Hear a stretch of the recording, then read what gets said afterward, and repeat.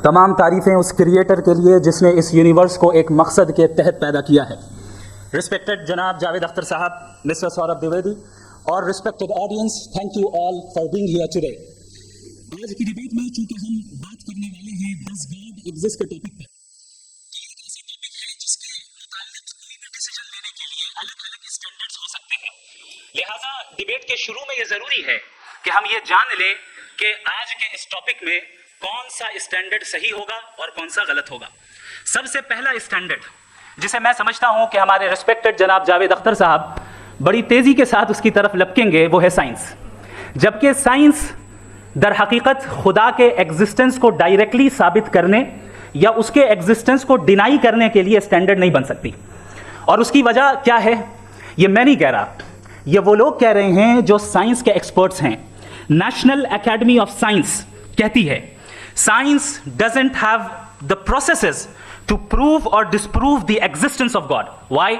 क्योंकि साइंस का ताल्लुक एम्पेरिकल एविडेंस से है और एम्पेरिकल एविडेंसेस का ताल्लुक हमारे नेचुरल और फिजिकल वर्ल्ड से है, जबकि गॉड नॉन फिजिकल और सुपर नेचुरल रियलिटी है। लिहाजा नॉन फिजिकल रियलिटी को आप उस टूल के साथ नहीं चेक कर सकते जिसका काम फिजिकल रियलिटी को तलाश करना है।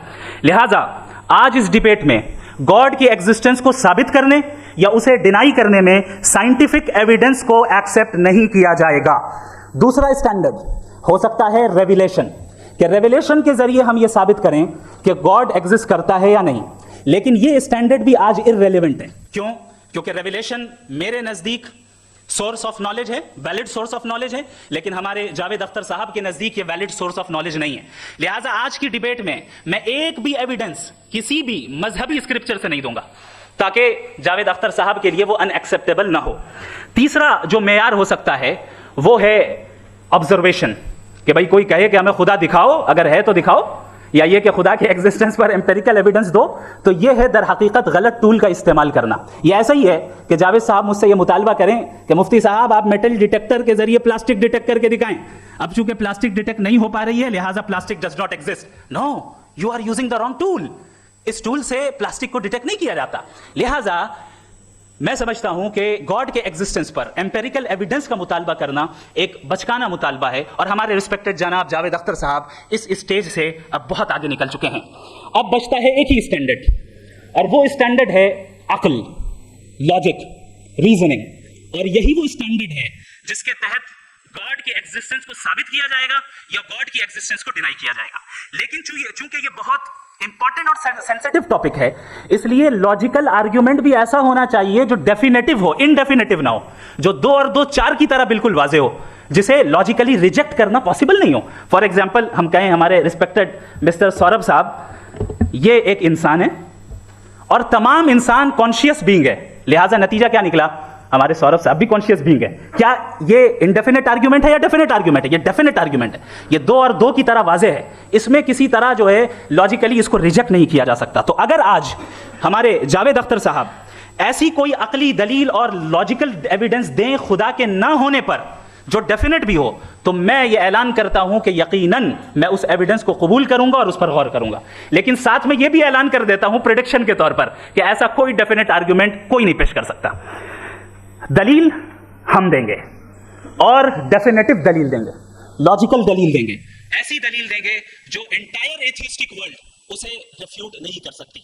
चलें अब हम एक एग्जांपल सोचते हैं, एक सिनेरियो, सिंपल सिनेरियो, तमाम ऑडियंस से गुजारिश है, हम और आप एक आइसोलेटेड आइलैंड पर हैं, ऐसा आइलैंड जहां पे हमसे पहले कोई कभी नहीं गया। चलते चलते आपके सामने अचानक आपने देखा एक पिंक कलर की बॉल पड़ी हुई है। सबसे पहला सवाल आपके जहन में क्या आएगा कि ये बॉल यहां क्यों आई, कैसे आई, ये पिंक कलर की ही क्यों है, कोई और कलर भी हो सकता था, ये इसी शेप में क्यों है, कोई और शेप भी हो सकता था। नेचुरली आप इस तरफ पहुंचेंगे कि कोई ना कोई है जिसने इन स्पेसिफिक प्रॉपर्टीज के साथ इस बॉल को बनाया है और यहां पे रखा है। चूंकि आप जानते हैं कि ये जो बॉल है इसका एग्जिस्ट करना जरूरी नहीं है, ये एग्जिस्ट कर भी सकती थी, नहीं भी कर सकती थी, और एग्जिस्ट करना ही था तो किसी और फॉर्म में करती, किसी और कलर में करती। अब आप इस बॉल को एक्सपैंड करते चले जाएं, एक्सपैंड करते चले जाएं, एक्सपैंड करते चले जाएं, यहां तक कि ये बॉल यूनिवर्स के साइज की हो जाए। बताइए कि क्या साइज के बढ़ जाने से सवाल बदल जाएगा? हरगिज नहीं बदलेगा। अभी भी सवाल रहेगा ये यूनिवर्स कहां से आया, इन स्पेसिफिक प्रॉपर्टीज के साथ कहां से आया, क्यों आया, किसने बनाया, यह सवाल उस वक्त भी वैलिड रहेगा। लेकिन यह सवाल अगर हम जनाब जावेद अख्तर साहब से करें तो चूंकि इनका वर्ल्ड व्यू एथिस्टिक है, और सिर्फ इनका नहीं, मतलब जितने भी एथिस्ट हैं और एथिस्टिक वर्ल्ड व्यू को रखने वाले से अगर आप ये सवाल करें कि ये यूनिवर्स कहां से आया, तो इनका जवाब या तो आर्ग्यूमेंट फ्रॉम इग्नोरेंस होगा या डॉगमेटिक होगा। या तो ये कहेंगे कि मुझे नहीं पता कि ये कहां से आया, लिहाजा गॉड डज नॉट एग्जिस्ट, ये आर्ग्यूमेंट फ्रॉम इग्नोरेंस है। या ये कहेंगे कि ये यूनिवर्स खुद ब खुद बन गया, इसका मतलब ये है कि उस बॉल को भी खुद ब खुद बन जाना चाहिए, लेकिन बॉल के ताल्लुक से ये एक्सप्लेनेशन एक्सेप्ट नहीं की जाएगी कि ये खुद ब खुद बन गई, लेकिन यूनिवर्स के ताल्लुक से कर दिया जाएगा। इसे हम दूसरे अल्फाज में डॉगमा भी कह सकते हैं। दूसरी चीज, हमारे जावेद अख्तर साहब जरूर गॉड ऑफ गैप्स की मिसाल भी जरूर देंगे, और मिसाल देंगे कि पहले जमाने में बिजलियां कड़कती थी तो लोगों ने किसी एक खुदा की तरफ, और बारिश होती थी तो दूसरे खुदा की तरफ मंसूब कर दिया, उनके पास दलील नहीं थी। ये हमारा वल्यू है ही नहीं, ये हमारा वल्यू है ही नहीं, क्योंकि नेचुरल फिनोमेना के प्रोसेस की इंटरप्रिटेशन को जान लेने से ये कहां से साबित हो गया कि गॉड एग्जिस्ट नहीं करता है। इस पर मैं इंशाल्लाह अभी आगे बात करूंगा। आप हजरात ये भी देखेंगे, और मैं ये एक्सपेक्ट करता हूं कि हमारे रिस्पेक्टेड जनाब जावेद अख्तर साहब जरूर इमोशनल आर्ग्यूमेंट्स भी देंगे, जो कि एक लॉजिकल फेलेसी है जब बात आती है ट्रुथ को डिसाइड करने में। क्यों? मिसाल के तौर पर वो कहेंगे कि अगर गॉड है तो इविल क्यों एग्जिस्ट करता है, जबकि मैं कहता हूं इविल का एग्जिस्ट करना गॉड के एग्जिस्ट करने की दलील है, उसके खिलाफ नहीं है। क्योंकि अगर गॉड है तो हम सब उसके सामने अकाउंटेबल हैं, और अगर हम अकाउंटेबल हैं तो अकाउंटेबिलिटी के लिए इविल का मौजूद होना जरूरी है, उसके बगैर हम अकाउंटेबल नहीं हो सकते। और अगर हम अकाउंटेबल नहीं हैं तो हम जनाब जावेद अख्तर साहब से पूछेंगे कि आप बताएं कि फिर सफरिंग इस दुनिया में क्यों है? अगर खुदा नहीं है तो सफरिंग क्यों है? और उन लोगों के जज्बे का क्या जिनके अंदर सफरिंग के बाद इंतकाम लेने का जज्बा पाया जाता है और वो इस दुनिया से ऐसे ही चले गए, क्या उनकी सारी तकलीफें बेकार चली जाएंगी? अब आ जाएं उसी एग्जांपल की तरफ कि बॉल, मुझसे अगर कोई पूछे इस बॉल को किसने बनाया, और या इस एक्सपेंडेड बॉल को किसने बनाया, मैं कहूंगा कि चूंकि ये यूनिवर्स और इस यूनिवर्स की तमाम चीजें कॉन्टिंजेंट हैं। कॉन्टिंजेंट होने का मतलब ये होता है कि जो अपने एग्जिस्टेंस पे किसी के ऊपर डिपेंड करती हो, तो जाहिर है ये यूनिवर्स कॉन्टिंजेंट है। और अगर कोई चीज कॉन्टिंजेंट नहीं है तो मैं रिक्वेस्ट करूंगा कि मुझे दिखा दें कि कौन सी चीज यूनिवर्स में कॉन्टिंजेंट नहीं है, हम भी जरा गौर कर लें और हम भी देख लें। और जब कॉन्टिंजेंट चीजें मौजूद हैं तो फिलोसोफर्स की इस्तिलाह के मुताबिक, हम उस टर्मिनोलॉजी के मुताबिक, हम उस जगह तक पहुंचते हैं और उस हस्ती तक पहुंचते हैं जिसे नेसेसरी बीइंग कहा जाता है, कि ये वो नेसेसरी बीइंग है जिसका मौजूद ना होना नामुमकिन हो। क्योंकि अगर ये मौजूद ना हो तो सारी चीजें एग्जिस्टेंस में आएंगी ही नहीं, और ये सारी कॉन्टिंजेंट चीजें उसी के ऊपर डिपेंड करती हैं। अब अगर आप ये सवाल करते हैं कि फिर उस हस्ती को किसने बनाया, फिर उसका कॉज क्या है, फिर उसका कॉज क्या है, फिर उसका कॉज क्या है, और एंडलेसली चले जाएं, इसे हम कहते हैं इन्फिनिट रिग्रेस ऑफ कॉजेस, जो कि लॉजिकल फेलेसी है। कॉन्सेप्चुअली इन्फिनिटी पॉसिबल है। मिसाल के तौर पे न्यूमेरिकल्स 1 2 3 गिनते चले जाएं, इन्फिनिट नंबर्स हैं। मैं कॉन्सेप्चुअली बात नहीं कर रहा, प्रैक्टिकली रियलिटी में साबित करके दिखाएं कि infinite regress of causes possible है या नहीं। अगर पॉसिबल है तो हम मान लेंगे, मिसाल दे दें, और पॉसिबल नहीं है तो एक ही ऑप्शन बचता है जिसे हम कहते हैं नेसेसरी बीइंग। ऐसी नेसेसरी बीइंग जो इंडिपेंडेंट है, क्योंकि अगर वो डिपेंडेंट हुई तो वो नेसेसरी नहीं रहेगी। ऐसी इंडिपेंडेंट बीइंग जो इटर्नल है, अगर वो इटर्नल नहीं होगी, उसकी बिगिनिंग होगी तो वो खुद कॉन्टिंजेंट है। ऐसी बीइंग जो पावरफुल है, क्योंकि कॉन्टिंजेंट को एक्चुअलाइज करने के लिए पावर चाहिए। ऐसी बीइंग जो इंटेलिजेंट है और नॉलेजेबल है, क्योंकि ये यूनिवर्स स्पेसिफिक फॉर्म और स्पेसिफिक लॉज ऑफ नेचर के तहत प्रिसाइजली चल रहा है। Thank you. थैंक यू मुफ्ती साहब। मैं इन दलीलों के बाद जावेद अख्तर साहब से गुजारिश करूंगा, आप बैठ के बोलना चाहेंगे हमारे? जी।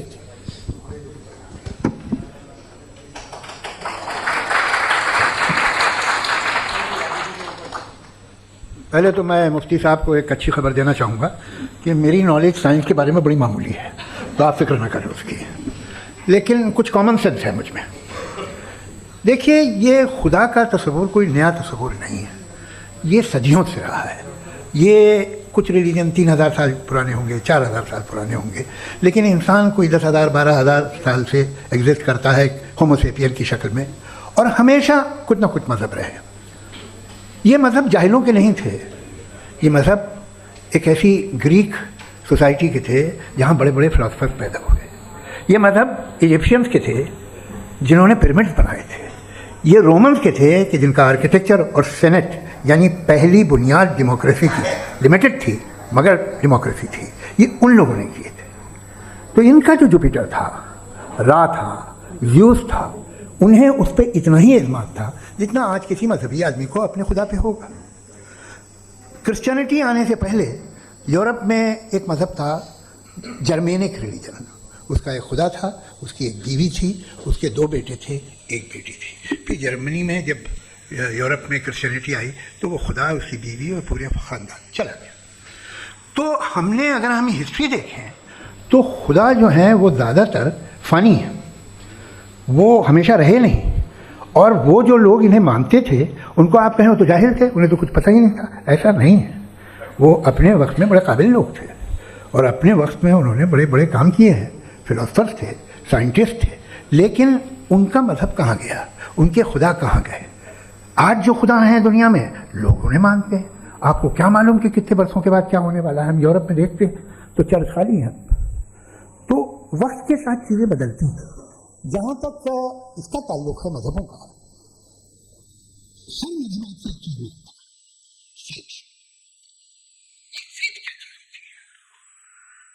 What is the difference between faith and belief? ये कोई तो बहुत ही मसला बात होगी कि कोई आदमी जैसा भी खुदा है तो मुझे दिखाइए, जाहिलाना बात होगी। मैंने तो नॉर्थ पोल नहीं देखा है, मगर मैं मानता हूँ कि नॉर्थ पोल है। मैं क्यों मानता हूँ? इसलिए कि अगर ये दुनिया राउंड है तो उसका कोई टॉप होगा। कुछ लोग हैं जो वहाँ गए भी हैं, कॉमन सेंस कहता है कि ऐसा होगा, सबूत है, गवाह है, रीज़न है। तो ये मेरा फेथ नहीं है। तो फेथ में और बिलीफ में डिफरेंस क्या है? जो मजहब मानता है आपसे, हर मजहब फेथ मानता है। फेथ का मतलब ये है कि ना कोई गवाह हो, ना कोई सबूत हो, ना कोई रैशनल हो, ना कोई लॉजिक हो, ना कोई प्रूफ हो, मगर तुम एक बात को मानो, ये है फेथ। वरना बिलीफ होता। अगर इसमें कुछ भी सबूत होते, गवाह होते, तो फिर इसे आप बिलीफ कहते हैं। जैसे मेरा बिलीफ है कि नॉर्थ पोल है, मेरा फेथ थोड़ी है। फेथ इन तमाम शर्तों को रद्द करता है। तो फिर स्टुपिडिटी क्या है? अगर मैं एक बात ऐसी मानूं जिसकी ना कोई लॉजिक है, ना कोई रैशनल है, ना कोई प्रूफ है, ना कोई गवाह है, ना कोई सबूत है, और मैं उसे मानूं, तो ये स्टुपिडिटी हुई। इसे ही भाई कल को मैं यकीन कर लूँ कि एलोन मस्क जो है मेरा भाई है, तो मुझे इंतहाई खुशी होगी, सुकून भी बहुत मिलेगा मुझे। लेकिन और कहे भाई क्यों मानते हो, क्या सबूत है? भाई वो तो अमेरिकन है और तुम तो इंडियन हो, वो तो नस्ल अलग है, तुम्हें कभी मिले भी नहीं। साहब देखिए, मेरा फेथ है, इस पर बात नहीं किया। फेथ का मतलब ही यह है कि आप प्रूव नहीं कर सकते। अगर आप प्रूव कर सकते हो तो फेथ की ज़रूरत ही नहीं, फिर तो आप बात करेंगे, आप कितनी बहस कर लीजिए। अल्टीमेटली दुनिया का हर मजहब फेथ पे टिका है, और फेथ का मतलब है एक ऐसा यकीन जिसका कोई सबूत, कोई गवाह, कोई रैशनल नहीं। अब आप ये कहें, क्या आप ये क्यों कह रहे हैं कि साहब ये कायनात किसने बनाई? कमाल ये है कि आपने बताया कि एक आइलैंड पे गए और एक बॉल देखी। आपने ये नहीं कहा कि आइलैंड किसने बनाया, आपको सिर्फ बॉल पे हैरत हुई। हमने आइलैंड पे हमने हैरत नहीं की, होते हैं आइलैंड। इसी तरह ये आइलैंड है, सितारे, ये गैलेक्सीज, ये सब आइलैंड हैं, खला में। हम उन्हें टेकन फॉर ग्रांटेड लेते हैं, हम पूछते नहीं किसने बनाए। आपने जजीरे के बारे में भी नहीं पूछा है। मेरी पैदाइश कैसे हुई? क्या मैं प्लान पैदा हुआ था? I was plan to be born, या एक लकी स्पर्म था जो किसी एक से चिपक गया? मेरी पैदाइश रैंडम।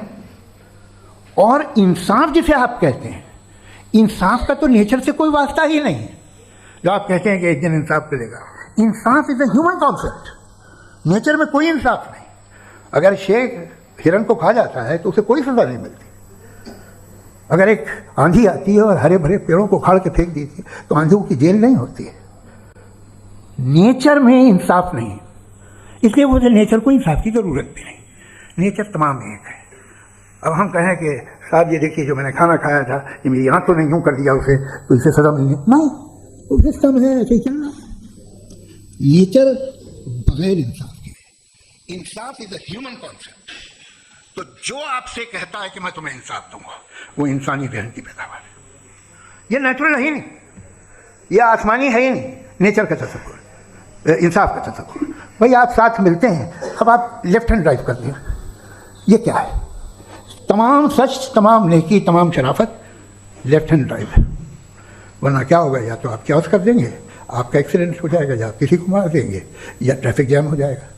झूठ, बेईमानी, रिश्वतखोरी, ये तमाम जो है driving on the wrong side, इसके ऊपर कुछ नहीं। ये तो हमने बनाया है, जैसे हमने लेफ्ट हैंड ड्राइव बनाई है। ये कॉन्सेप्ट ऑफ इंसाफ जो है ये हमारा है, इसका नेचर से कोई वास्ता नहीं। शेर खा जाता है हिरन को, उसे जेल होती है क्या? कुछ भी नहीं, है ही नहीं। तो ये जो दुनिया के रिलीजन प्रॉमिस करते हैं आपसे इंसाफ, इसी से मालूम होता है कि मैन मेड है। ये तसव्वुर कहीं और का है ही नहीं। जो नेचर है, कुछ लोग कहते हैं नेचर ही खुदा है, तो नेचर में तो इंसाफ नहीं कहीं। और आप वादा कर रहे हैं कि तुम्हें मरने के बाद इंसाफ मिलेगा। अगर मिलेगा तो मैं बहुत खुश हूँगा, लेकिन मैं यकीन नहीं कर पाता, इसलिए कि मैं फेथ नहीं कर रहा। The very fact religion demand faith, इसका मतलब है कि उनके पास जस्टिफिकेशन नहीं। अच्छा साहब, फिर रिलीजन अगर मॉडरेशन में है, कोई सा भी नहीं, वो आप में कुछ खूबियाँ भी पैदा करता होगा। देखिए उससे ये फ़ायदा है, वो फ़ायदा है। अल्कोहल जो है वो ज़्यादातर दवाओं में यूज़ होती है, और एक सर्वे किया गया था अमेरिका में कि लॉन्जेटिविटी किन लोगों की है। तो एक तरफ वो लोग थे जो शराब पीते ही नहीं थे, और एक तरफ वो थे जो एक बोतल शराब रोज़ पीते थे। सबसे ज़्यादा लंबी उम्र होती है जो 2 पैक नाप के शराब पीते हैं और खाना खाते हैं। मगर हम शराब को बुरा समझते हैं, मैं भी बुरा समझता हूँ। क्यों? ऐसा होता नहीं। कुछ चीज़ों में आदत होती है जो बढ़ती है। आज तक में एक आदमी दूध पीता है, आप 10 साल बाद भी मिलेंगे तो एक ही गिलास पीता होगा। ऐसा नहीं होता, सुबह से दूध पीता रहता है।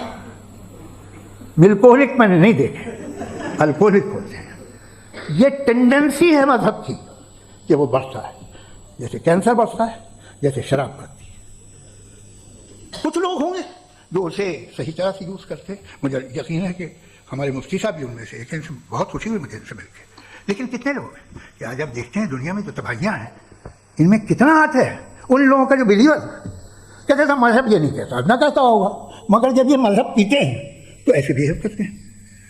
थोड़ा सा अगर हो तो शायद बहुत अच्छी बात, लेकिन शराब थोड़ी सी नहीं रहती, उसमें टेंडेंसी है। पहले थोड़ा सा अगर 2-3 कैंसर के सेल हो ना बॉडी में तो आदमी सिम रहेगा, लेकिन वो 2-3 सेल नहीं रहते, वो मल्टीप्लाई होते हैं। जावेद साहब, टाइम पूरा हो गया। टाइम हो गया, तो बस बात खत्म हो गई। अच्छा, मुझे कुछ और कहने को था भी नहीं। जी, मैं पहले जवाबी दौर के लिए इनवाइट कर रहा हूं मुफ्ती साहब को। Your rebuttal round 1, you have 7 minutes.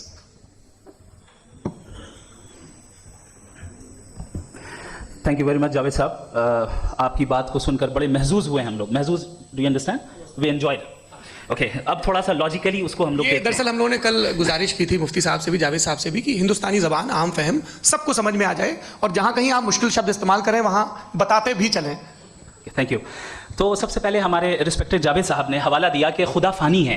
कितने मजहब आगे चले गए, किसी ने जुपिटर को खुदा माना, किसी ने किसी को माना। मैं कहता हूँ जिसने कॉन्टिंजेंट चीज़ को खुदा माना, गलत माना, वो खुदा ही नहीं, वो खुदा ही नहीं है। हम तो नेसेसरी बीन को साबित करने बैठे हैं, वो नेसेसरी कॉज जो इटरनल है, जो अबदी भी है और अजली भी है, हम किसी और को साबित करने नहीं बैठे। दूसरी चीज़, उन्होंने कहा कि फेथ एंड बिलीफ, ये एक ऐसी डेफिनेशन है फेथ की जो इन्होंने पहली मर्तबा पेश की है, या माफ़ कीजिएगा, इन्होंने पहली मर्तबा पेश नहीं की है, रिचर्ड डॉकिंस ने पहली मर्तबा पेश की है। मुझे मालूम है ये सोर्स कहाँ से है। एपिस्टेमोलॉजिकली फेथ और बिलीफ का फ़र्क आप इस तरह नहीं कर सकते सर। फेथ सही भी होता है, गलत भी होता है, बिलीफ सही भी होता है, गलत भी होता है। जो लॉजिक, रीजन और एविडेंस से बैक्ड होगा वो फेथ सही होगा। और आप जिस फेथ की बात कर रहे हैं कि इलॉजिकल है और उसके पीछे नहीं है, तो we are on the same page. हम नहीं मानते उस फेथ को, जो फेथ ऐसा हो जिसके पीछे कोई लॉजिक ना हो, एविडेंस ना हो, हम नहीं मानते। हम तो उस फेथ के कायल हैं जिसके पीछे लॉजिक हो और एविडेंस हो। तो बिलीफ सही भी होता है, गलत भी होता है, फेथ भी सही होता है और गलत भी होता है। तो आज फेथ और बिलीफ के डिफरेंस पे बात नहीं हो रही। आज आप चाहे फेथ एक्सेप्ट कर लें या बिलीफ एक्सेप्ट कर लें, आज ये बात होगी कि ट्रूथ क्या है, चाहे ट्रू बिलीफ सही है या ट्रू फेथ सही है, और फॉल्स फेथ क्या है और फॉल्स बिलीफ क्या है, बात इस पे हो रही है। दूसरी चीज इन्होंने पूछा, स्टुपिडिटी फिर क्या है? अगर फेथ रिलीजन स्टुपिडिटी नहीं है तो और क्या है? चूंकि फेथ का मुतालबा करते हैं तो स्टुपिडिटी क्या है? मैं कहता हूं स्टुपिडिटी एथिज्म है। उसकी वजह यह है कि आप एक सड़क पे जा रहे हो और आप किसी गार्डन में जाएं और देखें वहां लिखा है फूलों के साथ, I love Javed Akhtar, and I really do, I love you sir. तो जब आप वहां पर पहुंचे तो वहां पहुंचकर अब ये बताएं, क्या आप ये कहेंगे वाह व्हाट अ नेचुरल सिलेक्शन? ये क्या नेचुरल सिलेक्शन है? नहीं, ये प्रिसाइजली डिजाइंड है, इसके पीछे डिजाइनर है। लिहाजा अगर कोई एक ऐसी कॉमन सेंस की बात को कबूल नहीं कर रहा है कि यूनिवर्स जो इतने प्रिसाइजली काम कर रहा है, हम कहते हैं कि खुद ब खुद बन गई, मैं समझता हूं इससे बड़ी स्टुपिडिटी और कुछ नहीं है। ये इरैशनल चीज है। फिर हमारे सर ने कहा कि आपने बॉल पे फोकस किया, आइलैंड पे फोकस नहीं किया। अरे आइलैंड को किसने बनाया, यही समझाने के लिए तो बॉल की मिसाल दे रहा हूं। और बॉल भी कॉन्टिंजेंट है, आइलैंड भी कॉन्टिंजेंट है, दोनों नेसेसरी बीइंग का मुतालबा करते हैं। आगे इन्होंने कहा कि नेचर में कोई इंसाफ नहीं है, हम डिसाइड करते हैं कि मोरालिटी क्या होती है, इंसाफ क्या होता है, हम डिसाइड करते हैं। जैसे ड्राइविंग सीट में ट्रैफिक वाला, ये तो किसी खुदा ने नहीं कहा, ये है, इसे कहते हैं फॉल्स इक्विवेलेंस, ये एक लॉजिकल फेलेसी है। आपने जो है मिसाल दी ड्राइविंग की और ट्रैफिक की, ये सब्जेक्टिव मोरालिटी है। आप सब्जेक्टिव मोरालिटी को मिसाल बनाकर ऑब्जेक्टिव मोरालिटी के ऊपर नहीं थोप सकते। इंसाफ की ऑब्जेक्टिव मोरालिटी, अगर आप ये कहते हैं कि नेचर में इंसाफ नहीं है तो इंसाफ का न होना ये नेचुरल हुआ, तो फिर नेचर को नेचर रहने दे, क्यों हम इतना स्ट्राइव कर रहे हैं दुनिया में इंसाफ लाने के लिए? ये तो इलॉजिकल बात है, इरैशनल बात है। इसलिए बहुत सी चीजें ऐसी हैं जो ऑब्जेक्टिवली जो है इविल या गुड हैं, और बहुत सी चीजें ऐसी हैं जो सब्जेक्टिवली हैं। सब्जेक्टिवली जो मोरल होता है या इमोरल होता है, उसको हम सोशल कंसेंसस से या पर्सनल प्रेफरेंस से डिसाइड करते हैं। लेकिन जो ऑब्जेक्टिव मोरालिटी है, जिसमें इंसाफ आया, जो इन्होंने बार बार रिपीट किया, ये ऑब्जेक्टिव है, सब्जेक्टिव नहीं है। अगर आप कहते हैं ये सब्जेक्टिव है, तो मेरा सवाल आपसे ये है, क्या सोशल कंसेंसस के जरिए अगर जुल्म को सही करार दे दिया जाएगा तो आप जुल्म को जस्टिफाई करेंगे? दूसरी चीज इन्होंने ये कहा कि 2 पैक शराब पी लें तो वो उतने पे नहीं रहता, बढ़ जाता है। यही मामला मजहब के साथ है, 2 पैक आप पी लें बढ़ेगा। तो ये एक ऐसी मिसाल है, इसको कहीं भी फिट कर लें कि आप एथिज्म पे जब फिट करें, जब आप 2 पैक एथिज्म का लेंगे ना, तो वो बढ़ बढ़ के नॉर्थ कोरिया बनेगा। Thank you.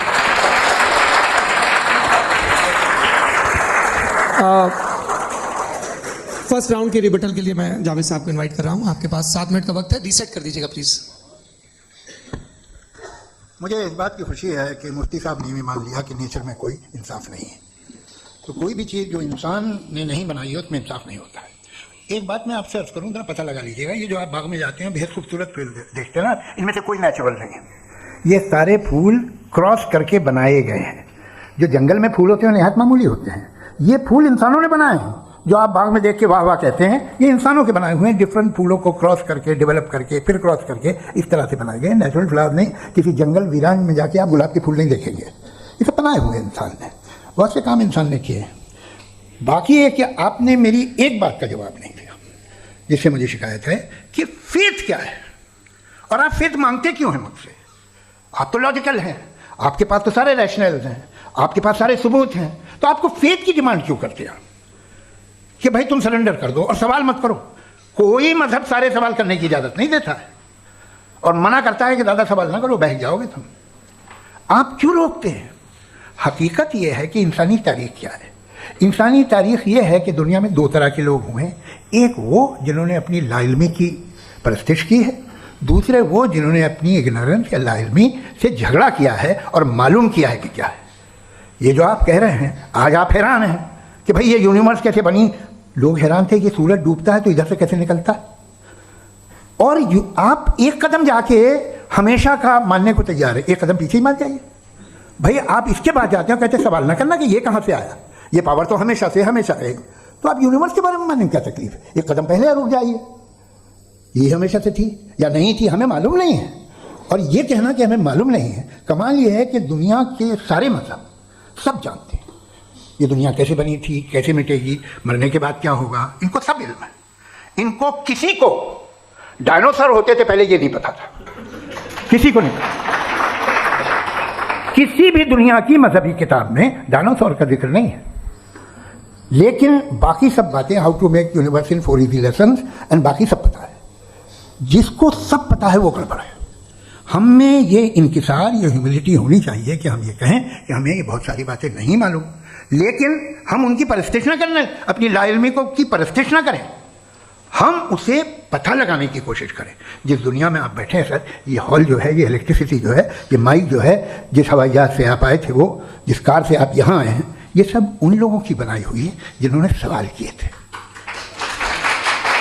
ये दुनिया जिसमें आप आज आराम से हैं, ये उन लोगों की बनाई है कि जिन्होंने सवाल किए थे। और हर स्टेज पे इन सवालों को मकरूह कहा गया था, गलत कहा गया था। आप जरा तारीख पढ़िए, बड़ी दिलचस्प किताब है बर्ट्रैंड रसेल की, जिसमें उसने रिलीजन एंड साइंस कि कब से रिलीजन जो है साइंस के अगेंस्ट है। और हद तो यह है कि भाप के इंजन के खिलाफ थे, स्टीम इंजन के भी खिलाफ थे, और फतवे हुए उन पर, वेटिकन ने दिया। तो ये हमेशा, अभी जैसे ही ये राइट विंगर आते हैं अमेरिका में पावर में, तो वो जो अपना ये क्या बोलते हैं उसे, सीड क्या बोले, सीड क्या जो, हाँ नहीं सीड चलते देखो जी, नहीं भाई, वो जो ह्यूमन बॉडी के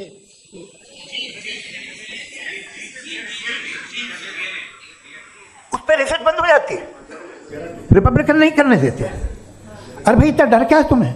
एक ज़माने में बहुत नाराज़ थे ये सारे मजहबी लोग कि ये इंसान तो इंसान बनाने की कोशिश कर रहा है, आपको क्या तकलीफ भाई, बना ले तो बना लेने दो, ये खौफ क्या है? और ये सब आज जो आप कह रहे हैं नामुमकिन है, ये कैसे हुआ? मुझे एक किस्सा याद आता है। जब मैं छठी क्लास में था तो मैं मैथमेटिक्स में बहुत वीक था, तो एक टीचर रख दिया गया, उसने 1 2 3 4 5 6 7 को सिखा दिया मुझे। वो दिन मैं भूल नहीं सकता हूँ मुफ्ती साहब, जिस दिन उसने ये बताया कि 1/2 क्या होता है और 3/4 क्या होता है, मुझे ऐसा लगा कि मेरा सर बीच से फट जाएगा।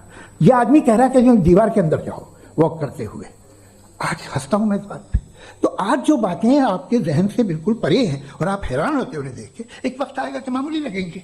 और हुआ है, आपकी इंसानी तारीख ही है। इतनी जल्दी सारे फैसले आप मत कर लीजिए, थोड़ा ये ह्यूमिलिटी रखिए कि भाई ये हमें नहीं मालूम। ये कहने में क्या है, ये यूनिवर्स कहाँ तक फैली, ये कब से है और कब तक रहेगी, हमें नहीं मालूम। आपने फैसला कर लिया कब बनी, ये आपके हिसाब से कोई 14 बिलियन ईयर बनी जो समझा जाता है। उससे पहले हजारों करोड़ों अरबों साल तक खुदा बैठा क्या कर रहा था? खामोश बैठा था, ऐसी जमाइयाँ ले रहा था। फिर उसे आइडिया आया, यार एक काम करते, वक्त अच्छा गुजर जाएगा, यूनिवर्स पर आपसे सोचिए। वो तो हमेशा से है ना, मगर यूनिवर्स हमेशा से नहीं है, ये तो बनाई गई है। और उससे पहले क्या था, इनका क्या काम था? कैसी बात है, ये बड़ा आसान है। जो बात हमें आज धीरे धीरे पता चली है, बरसों 2000 और 2500 साल पहले आपको किसी ने बता दिया कि क्या था, आप मान गए, तो तब से वही मान रहे हैं जो 2500 साल पहले कहा गया था। सब कुछ बदल गया है, सॉल्व हो रही हैं चीज़ें। अभी साइंस बिल्कुल दावा नहीं करती, या कोई फिलोसफर ये दावा नहीं करता कि हमें सब मालूम, बल्कि वो कहता है कि हमें जितना मालूम होता है उससे ये मालूम होता है कि हमें कितना कम मालूम। तो हम अपनी जहालत से लड़े, उसकी परस्तिश न करें। जी, थैंक यू सो मच। मैं तर्कों की श्रृंखला में राउंड 2 के लिए मुफ्ती साहब को आमंत्रित कर रहा हूँ। आपके पास एक बार फिर से 7 मिनट का वक्त है। शुक्रिया जनाब जावेद अख्तर साहब, कई मरतबा दोहरा रहे हैं कि फेथ का मतलब बताइए, फेथ का मतलब बताइए। मैंने बता दिया, फेथ सही भी होता है, गलत भी होता है। और आज हम फेथ पे बात नहीं कर रहे, हम ट्रुथ और डज गॉड एग्जिस्ट पे बात कर रहे हैं। क्या डज गॉड एग्जिस्ट, ये ट्रुथ यानी गॉड है या नहीं है, इसमें से दोनों ट्रुथ क्या है। अब आप उसे फेथ कह लें, बिलीफ कह लें, नॉट माई बिजनेस। उसके बाद आपने कहा कि भाई सवाल करने से मजहब रोकता है। मैं कहता हूं जो रोकता है वो रोकता होगा, मैं नहीं रोकता, बल्कि सवाल करें, सवाल करना चाहिए। सवाल कर करके तो हम आगे बढ़ते हैं, तरक्की करते हैं, और इसीलिए मैं आज यहां पे आया हूं। लेकिन सवाल सिर्फ खुदा से नहीं होगा, आपसे भी होगा। सवाल एथिज्म से भी होगा, सवाल सिर्फ मजहब से नहीं होगा, सबसे होगा। और आज मैं सवाल करूंगा और उम्मीद है कि आप जवाब देंगे। अभी तक आपने वैसे कॉन्टिंजेंसी आर्गुमेंट का कोई जवाब नहीं दिया। चलें, आपने कहा यूनिवर्स के बारे में इटर्नल क्यों नहीं बोल देते। ये चूंकि लॉजिकली पॉसिबल ही नहीं है कि यूनिवर्स इटर्नल हो। यूनिवर्स एक कॉन्टिंजेंट चीज है जो टाइम एंड स्पेस के पाबंद है, टाइम एंड स्पेस से बाउंड है। जो टाइम एंड स्पेस से बाउंड होगा वो कॉन्टिंजेंट होगा, जो कॉन्टिंजेंट होगा वो उसकी बिगिनिंग हुई होगी, जिसकी बिगिनिंग हुई होगी वो इटर्नल नहीं हो सकता। ये तो कॉमन सी बात है। आपने कहा कि किसी मजहबी किताब में डायनासोर का जिक्र नहीं है। अफसोस कि आज तक किसी मैथमेटिक्स की किताब में मुझे डायनासोर का जिक्र नहीं मिला। तो इसका मतलब मैथमेटिक्स की किताब बेकार है? नहीं, उसका वो टॉपिक नहीं है। रेवलेशन का और मजहबी किताबों का टॉपिक ये नहीं है कि आपको आके बताए साइकिल कैसे बनाते हैं, या आकर ये बताएं कि जो है डायनासोर कब था। वो तो मोरालिटी सिखाने आया है, गॉड के बारे में बताने आया, नॉन फिजिकल रियलिटी की हकीकत को सिखाने के लिए आया। रिलीजन साइंस को रोकता है? नहीं रोकता। अगर रोकता है तो गलत करता है। रिलीजन साइंटिज्म को रोकता है, जिसमें हमारे जावेद साहब मुख्तल हैं। साइंस और साइंटिज्म में फर्क है।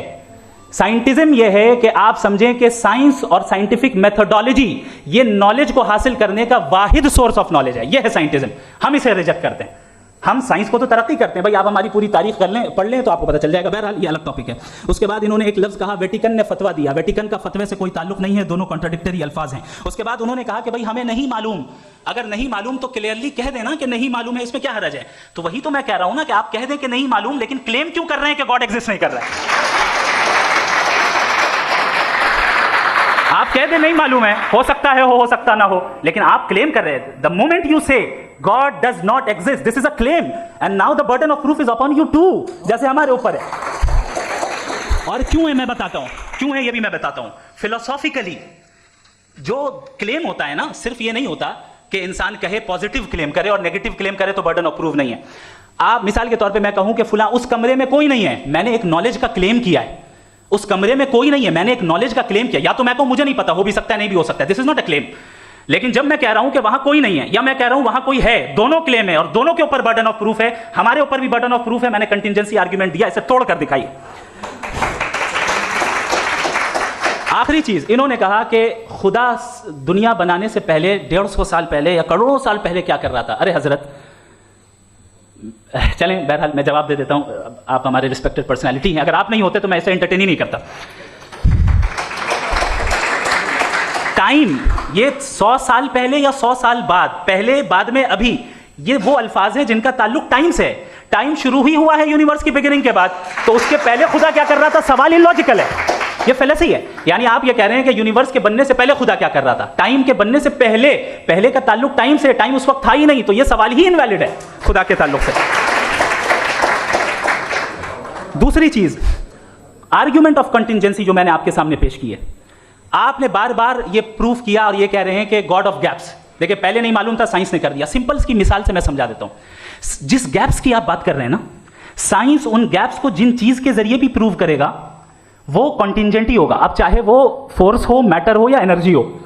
लिहाजा सवाल हमारा उस वक्त भी वैलिड होगा जब तक कि आप नेसेसरी बीइंग पे ना आ जाएं, और इन्फिनिट रिग्रेस पॉसिबल नहीं है of causes in practical world, तो जाहिर है कहीं रुकना पड़ेगा, जहां रुकेंगे वही खुदा है। दूसरी चीज, आपने ये कहा, क्या कह रहा था मैं, किस पॉइंट,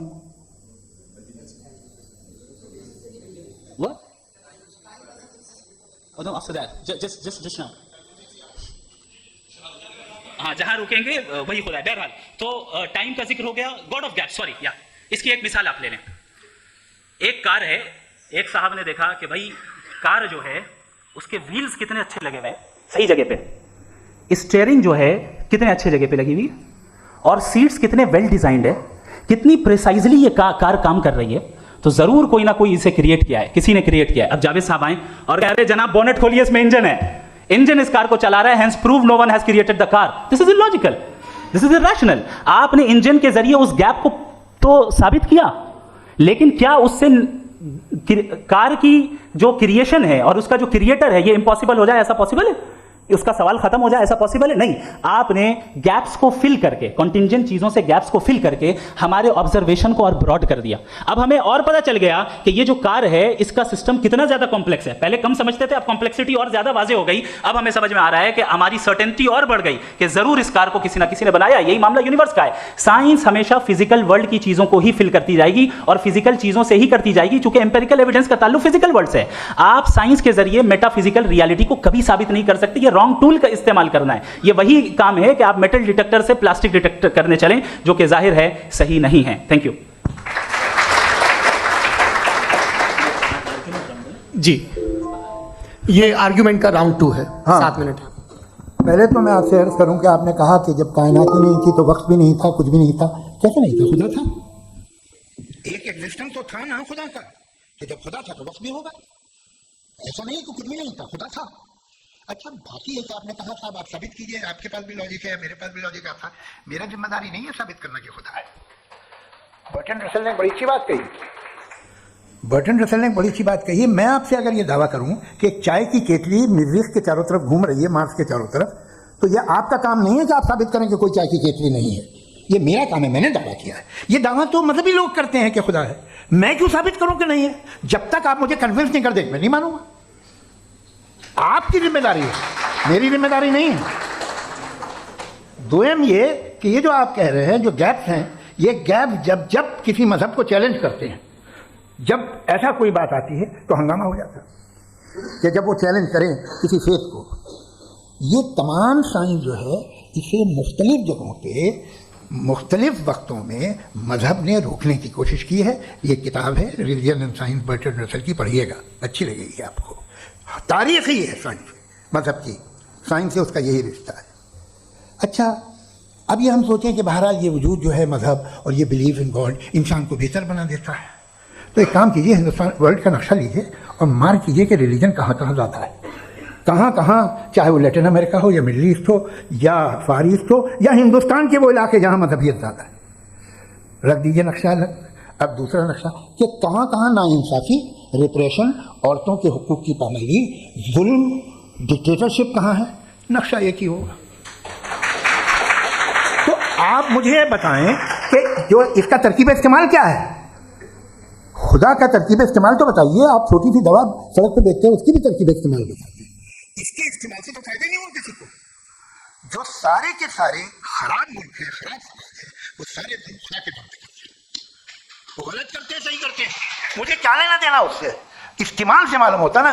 एक विस्की की बोतल कभी शायद देखी हो आपने, लाल रंग की होती है, उस पर रोशनी और छिपड़ा इंतहाई खूबसूरत लगती है, क्या बिगाड़ रही है किसी का? उसका इस्तेमाल गलत है, इसलिए आप उसे नापसंद करते हैं। इसका इस्तेमाल गलत है, इस तसव्वुर का इस्तेमाल ही गलत है और हमेशा से गलत हुआ है। आप देखिए, इंसानी तारीख देख लीजिए, आज देख लीजिए, हिंदुस्तान देखिए, दुनिया देख लीजिए, क्या हो रहा है। इसे कैसे इस्तेमाल कर रहे हैं? फेथ वाले लोग क्या फेयर हैं, जस्ट हैं, जो अपने खुदाओं पे यकीन रखते हैं, वो किस तरह के लोग हैं? वो लोगों को इंसाफ देते हैं, वो बेहतर इंसान बने। तो इस दवा का फ़ायदा क्या है? चलो बहुत फ़ायदा हो रहा तो मैं इस्तेमाल कर लूँगा, मैं मुझे तो इस दवा का कोई फ़ायदा दिखता ही नहीं। मुझे तो ऐसा लगता, मैं एक और बात बताऊँ, अगर कोई आदमी मजहबी है और अच्छा आदमी है तो मैं उसकी बहुत इज्जत करता हूँ, इसलिए कि मेरा ख्याल है मजहबी आदमी का अच्छा होना मुझसे अच्छा होने से ज़्यादा मुश्किल है। भाई हर चीज़ की एक लिमिट है। आप इतना भाग सकते हैं, इतना नहीं भाग सकते, इतना वजन उठा सकते हैं, इतना नहीं उठा सकते, इतना दूर देख सकते हैं, इतना दूर नहीं देख सकते। उसी तरह कॉमन सेंस कहता है कि आप में नेकी का भी एक कोटा होगा। अब आप अगर सुबह जाते हैं अपनी इबादत गाह और इबादत करते हैं तो बाहर निकलते हैं तो आप तो यही महसूस करते हैं कि आपने एक बहुत अच्छा काम किया, आपकी नेकी का एक बहुत बड़ा कोटा खर्च हो गया जिससे किसी का कोई फ़ायदा नहीं। मैं तो नहीं जाता हूँ तो मुझे तो किसी को खाना खिलाना पड़ेगा, किसी बेवा की मदद करनी पड़ेगी। मैं अपना कोटा कैसे कंज्यूम करूँ? आप अपना कोटा, सारे मजहबी लोग इंतहाई यूजलेस कामों में यूज़ करते हैं। उसके बाद भी अगर आप में बच्ची है थोड़ी सी शराफत, तो भाई वाह क्या बात है।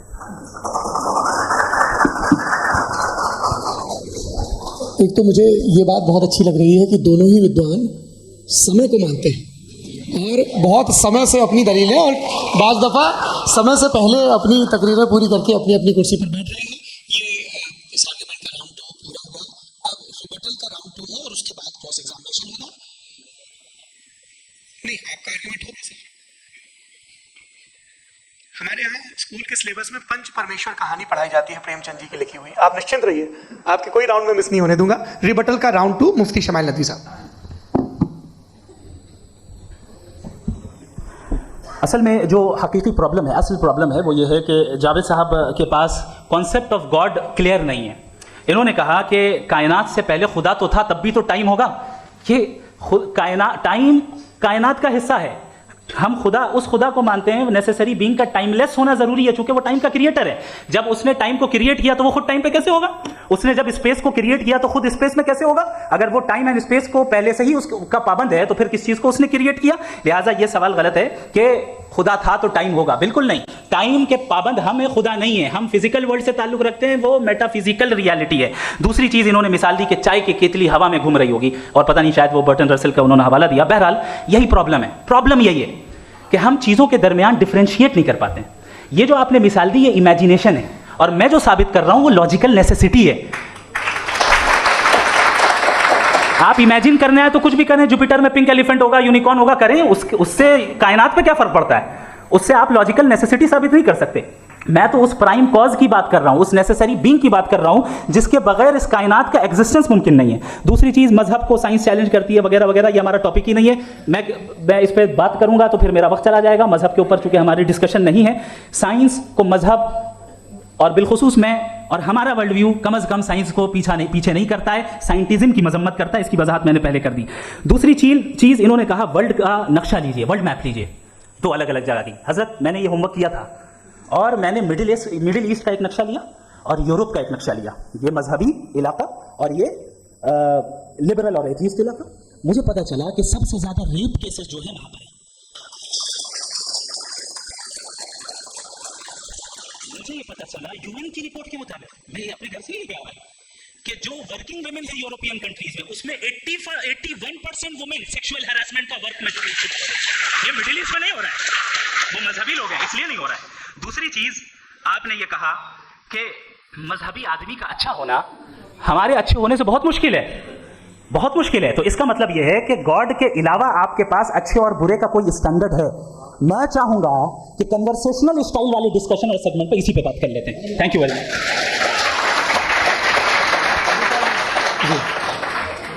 ये रिबटल का राउंड 2 है, आपके पास 5 मिनट का वक्त है और इसके बाद क्रॉस एग्जामिनेशन शुरू करेंगे। आप चाहें तो जो इन्होंने सवाल पूछे उनके जवाब आप रिबटल में भी दे सकते हैं। जी जी, देखिए पहले तो ये बात कि ये मिसाल गलत नहीं है, गलत है। इन्होंने पहले ही हमको डिसार्म कर दिया, कह लिया अकल से मामला सॉल्व नहीं हो सकता, लॉजिक से आप पहुंच नहीं सकते। ये एक मेटाफिजिकल चीज़ है। मेटाफिजिकल अजीब सा लफ्ज़ है, ठीक से किसी को माने नहीं मालूम इसके, तो ऐसा लगता है कुछ बड़ी चीज़ है। अरे भाई क्या होता है मेटाफिजिकल, बताओ, खड़ी हो। ये एक लफ्ज़ है जो कहीं भी इस्तेमाल हो जाता है। जब आप एक बात कर रहे हैं और आप मुझसे बहस कर रहे हैं तो मुझे मेटाफिजिकल मत बताइए, आप लॉजिकली मुझे प्रूव किए। और अगर लॉजिकली आप नहीं बात करते साहब ये मेटाफिजिकल है, तो फिर हम आप बात क्या कर रहे हैं? मेरा आपका किस ज़बान में कॉन्वर्सेशन होगा? और ये कहना कि वक्त पहले नहीं था तो फिर क्यों कहते हैं ये हमेशा से और हमेशा रहेगा? हमेशा वक्त है, तो आप कैसे कहते हैं वो हमेशा से है और हमेशा रहेगा? हमेशा का मतलब है कोई वक्त, अगर वक्त ही नहीं है तो हमेशा कैसे? बाहर वो रहेगा। अब मैं ये देखता हूँ, आपने कहा ना कि वहाँ रेप ज़्यादा होते हैं, तो हम एक बात देखते हैं कि ये दुनिया जिस पे वो कादर मुतलक है, जिसकी मर्ज़ी के बगैर पत्ता भी नहीं हिलता, ओमनीपोटेंट है, ये दुनिया चल कैसे रही है? और इस दुनिया का हाल क्या है?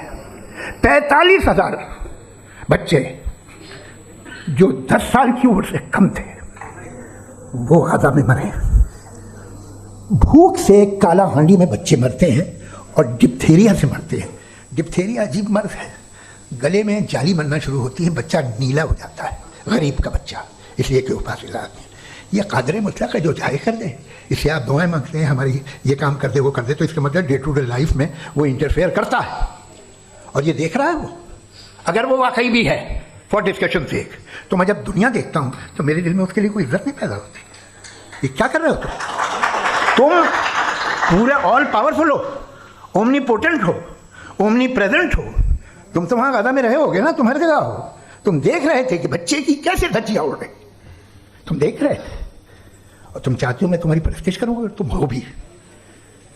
अरे यार इसके अच्छे तो हमारे चीफ प्राइम मिनिस्टर हैं, कुछ तो ख्याल करते हैं।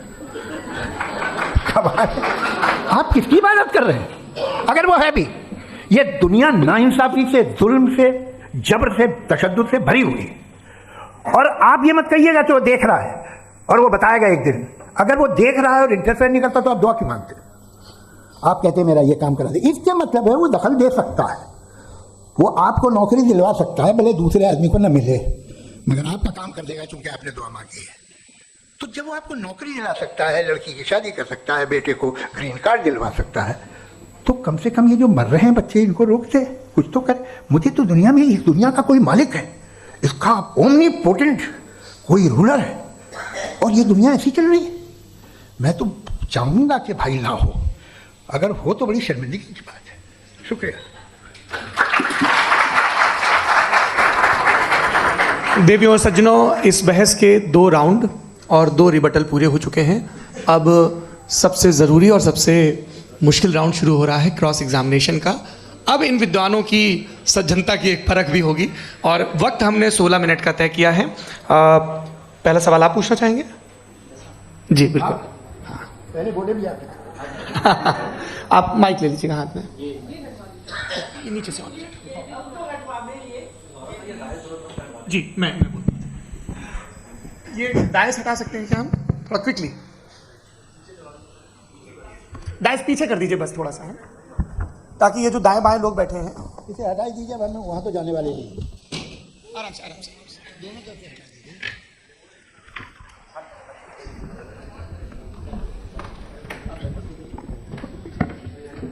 इस बीच आप लोग भी अपने अपने सवाल तैयार कर लें। ये ध्यान रखेंगे कि मैं यहाँ से सवाल लूँगा, आप लोगों को अपना हाथ ऊपर करना है, अपना नाम बताना है और अधिकतम 3 वाक्यों में अपना सवाल पूरा करना है। कई लोग सवाल की जगह भाषण देने लगते हैं, उससे आज बचना है। जी मुफ्ती साहब, पहला सवाल आपका, 16 मिनट है, हम दोनों लोगों के सवाल लेंगे। जी जी बहुत शुक्रिया। आपकी जो अभी बात हुई बहुत अहम थी, मैं इसको चाहूँगा कि आगे डिस्कस करूँ, लेकिन चूँकि अभी ये वो सेगमेंट है क्रॉस एग्जामिनेशन, तो सबसे पहला सवाल आपसे ये है कि जो मैं इतनी देर से कॉन्टिंजेंसी आर्ग्यूमेंट आपको बता रहा था, ये अकल से ही बता रहा था हजरत, आप ये बताएं कि आप इन्फिनिट रिग्रेस ऑफ कॉजेस को पॉसिबल मानते हैं या नेसेसरी बीइंग के एग्जिस्टेंस को सही समझते हैं, चूंकि दो ही ऑप्शन हो सकता है, आप ये बताएं। देखिए, आपको मैं ईमानदारी से बात करूं, एक तो मैं कॉन्टिजेंसी वर्ड ठीक से समझता नहीं, और इस वक्त भी जो आपने अंग्रेजी के अल्फाज इस्तेमाल किए वो ज़रा थोड़े से मुझे डिफिकल्ट और कॉम्प्लिकेटेड लगे, तो आप ज़रा सिंपल जबान में ये सवाल कर सकते हैं? बिल्कुल कर सकता हूँ। जी। यूनिवर्स की हर चीज कॉन्टिंजेंट होने का मतलब यह है कि वो अपने एग्जिस्टेंस में किसी के ऊपर डिपेंडेंट है। जो भी चीज डिपेंडेंट होगी वो चीज इंडिपेंडेंट नहीं हो सकती, तो उसका कोई ना कोई कॉज होगा। तो अब आप क्या समझते हैं कि ये इन्फिनिट रिग्रेस है, यानी कॉज पर कॉज, कॉज पर कॉज, कॉज पर कॉज, और कभी कोई यानी एंडलेसली चलता रहा? क्योंकि अगर ऐसा होगा तो हम तो एग्जिस्टेंस में आते ही नहीं, लॉजिकली ये मुत्तफक अलैह चीज है, मुत्तफक अलैह अग्रीड अपॉन।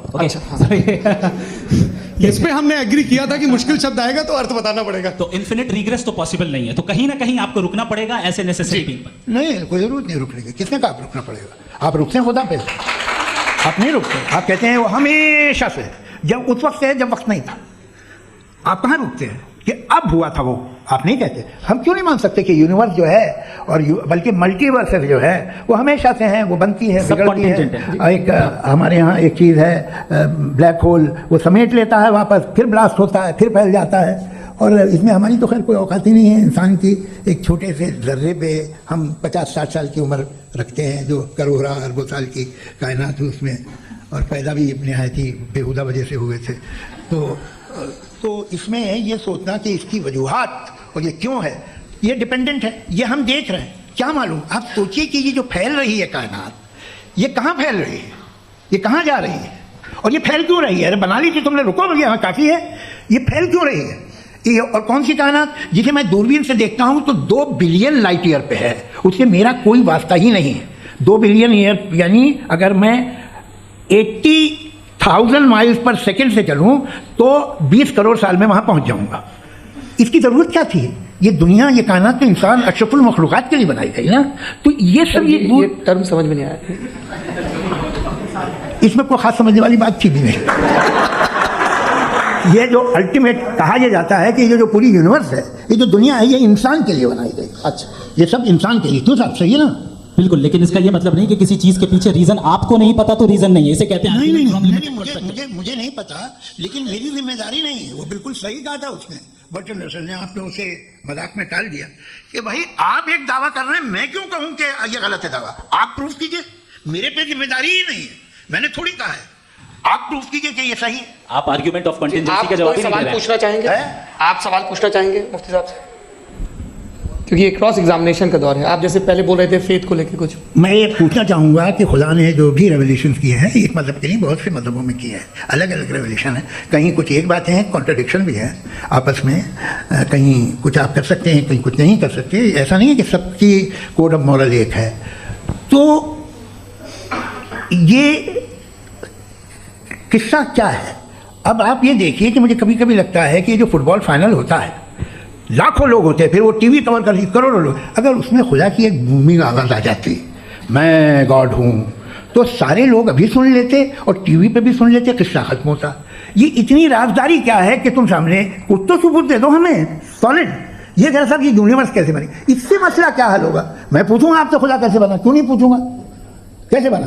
बल्कि वो तो कायनात से कहीं ज़्यादा इंटेलिजेंट है, कायनात से कहीं ज़्यादा कॉम्प्लेक्स। जी वो हमेशा से है। आप कहेंगे मैं मान लूँगा। अच्छा, दोयम वो कादिर मुतलक, यानी कादिर मुतलक का मतलब ओमनीपोटेंट, वो जो चाहे कर सकता है। आपको नौकरी दिलवा सकता है, आपकी अच्छी जगह शादी करवा सकता है, आपके पड़ोसी का मुकदमा हरवा सकता है, आपको जिता सकता है, सब काम करता है। थोड़ा सा माइक क्लोज। वो इस दुनिया को चला कैसे रहा है?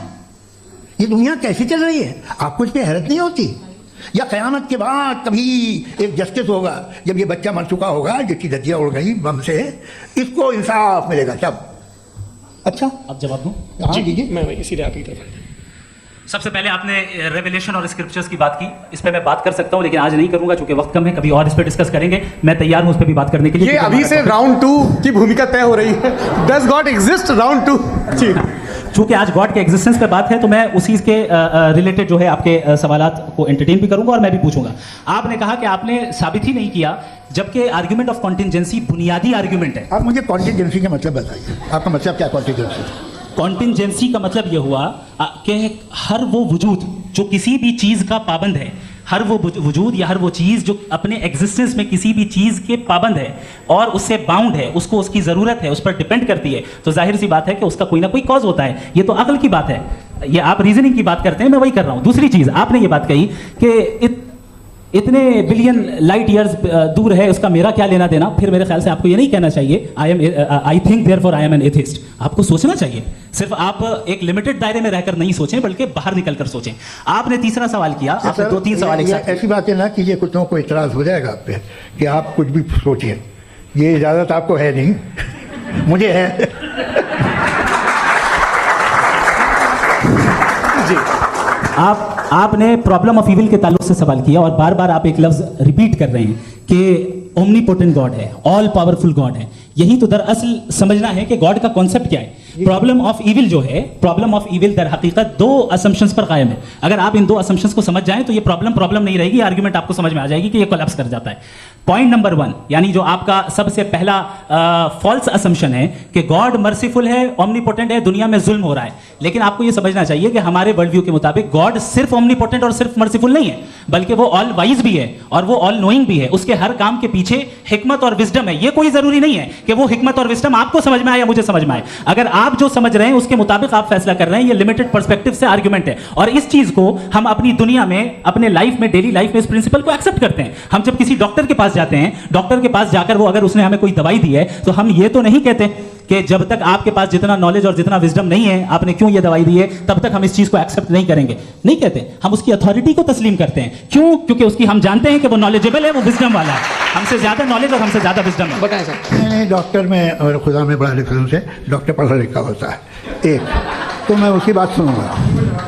2 ये नहीं, कुछ जवाब तो ये भी नहीं है सर प्लीज, अगर सब ऑडियंस से बोलने लगेंगे तो फिर मतलब नहीं है बहस का। मतलब आप ये कहें कि क्योंकि आप डॉक्टर पे बिलीव करते हैं इसलिए खुदा पे बिलीव कीजिए, क्या ये मिसाल आपको समझाने तो आर्गुमेंट है, इस पे आपको एतराज नहीं है। तो सिंपल बात ये है कि मैं अगर ये यकीन कर लूँ कि एक ओमनीपोटेंट, उसकी मसलहत है, ये जो बच्चे मर रहे हैं ये मसलहत है उसकी, मुझे नहीं चाहिए इसकी मसलहत। उसकी मसलहत नहीं, यही तो समझना है, मतलब एक्सपीरियंस।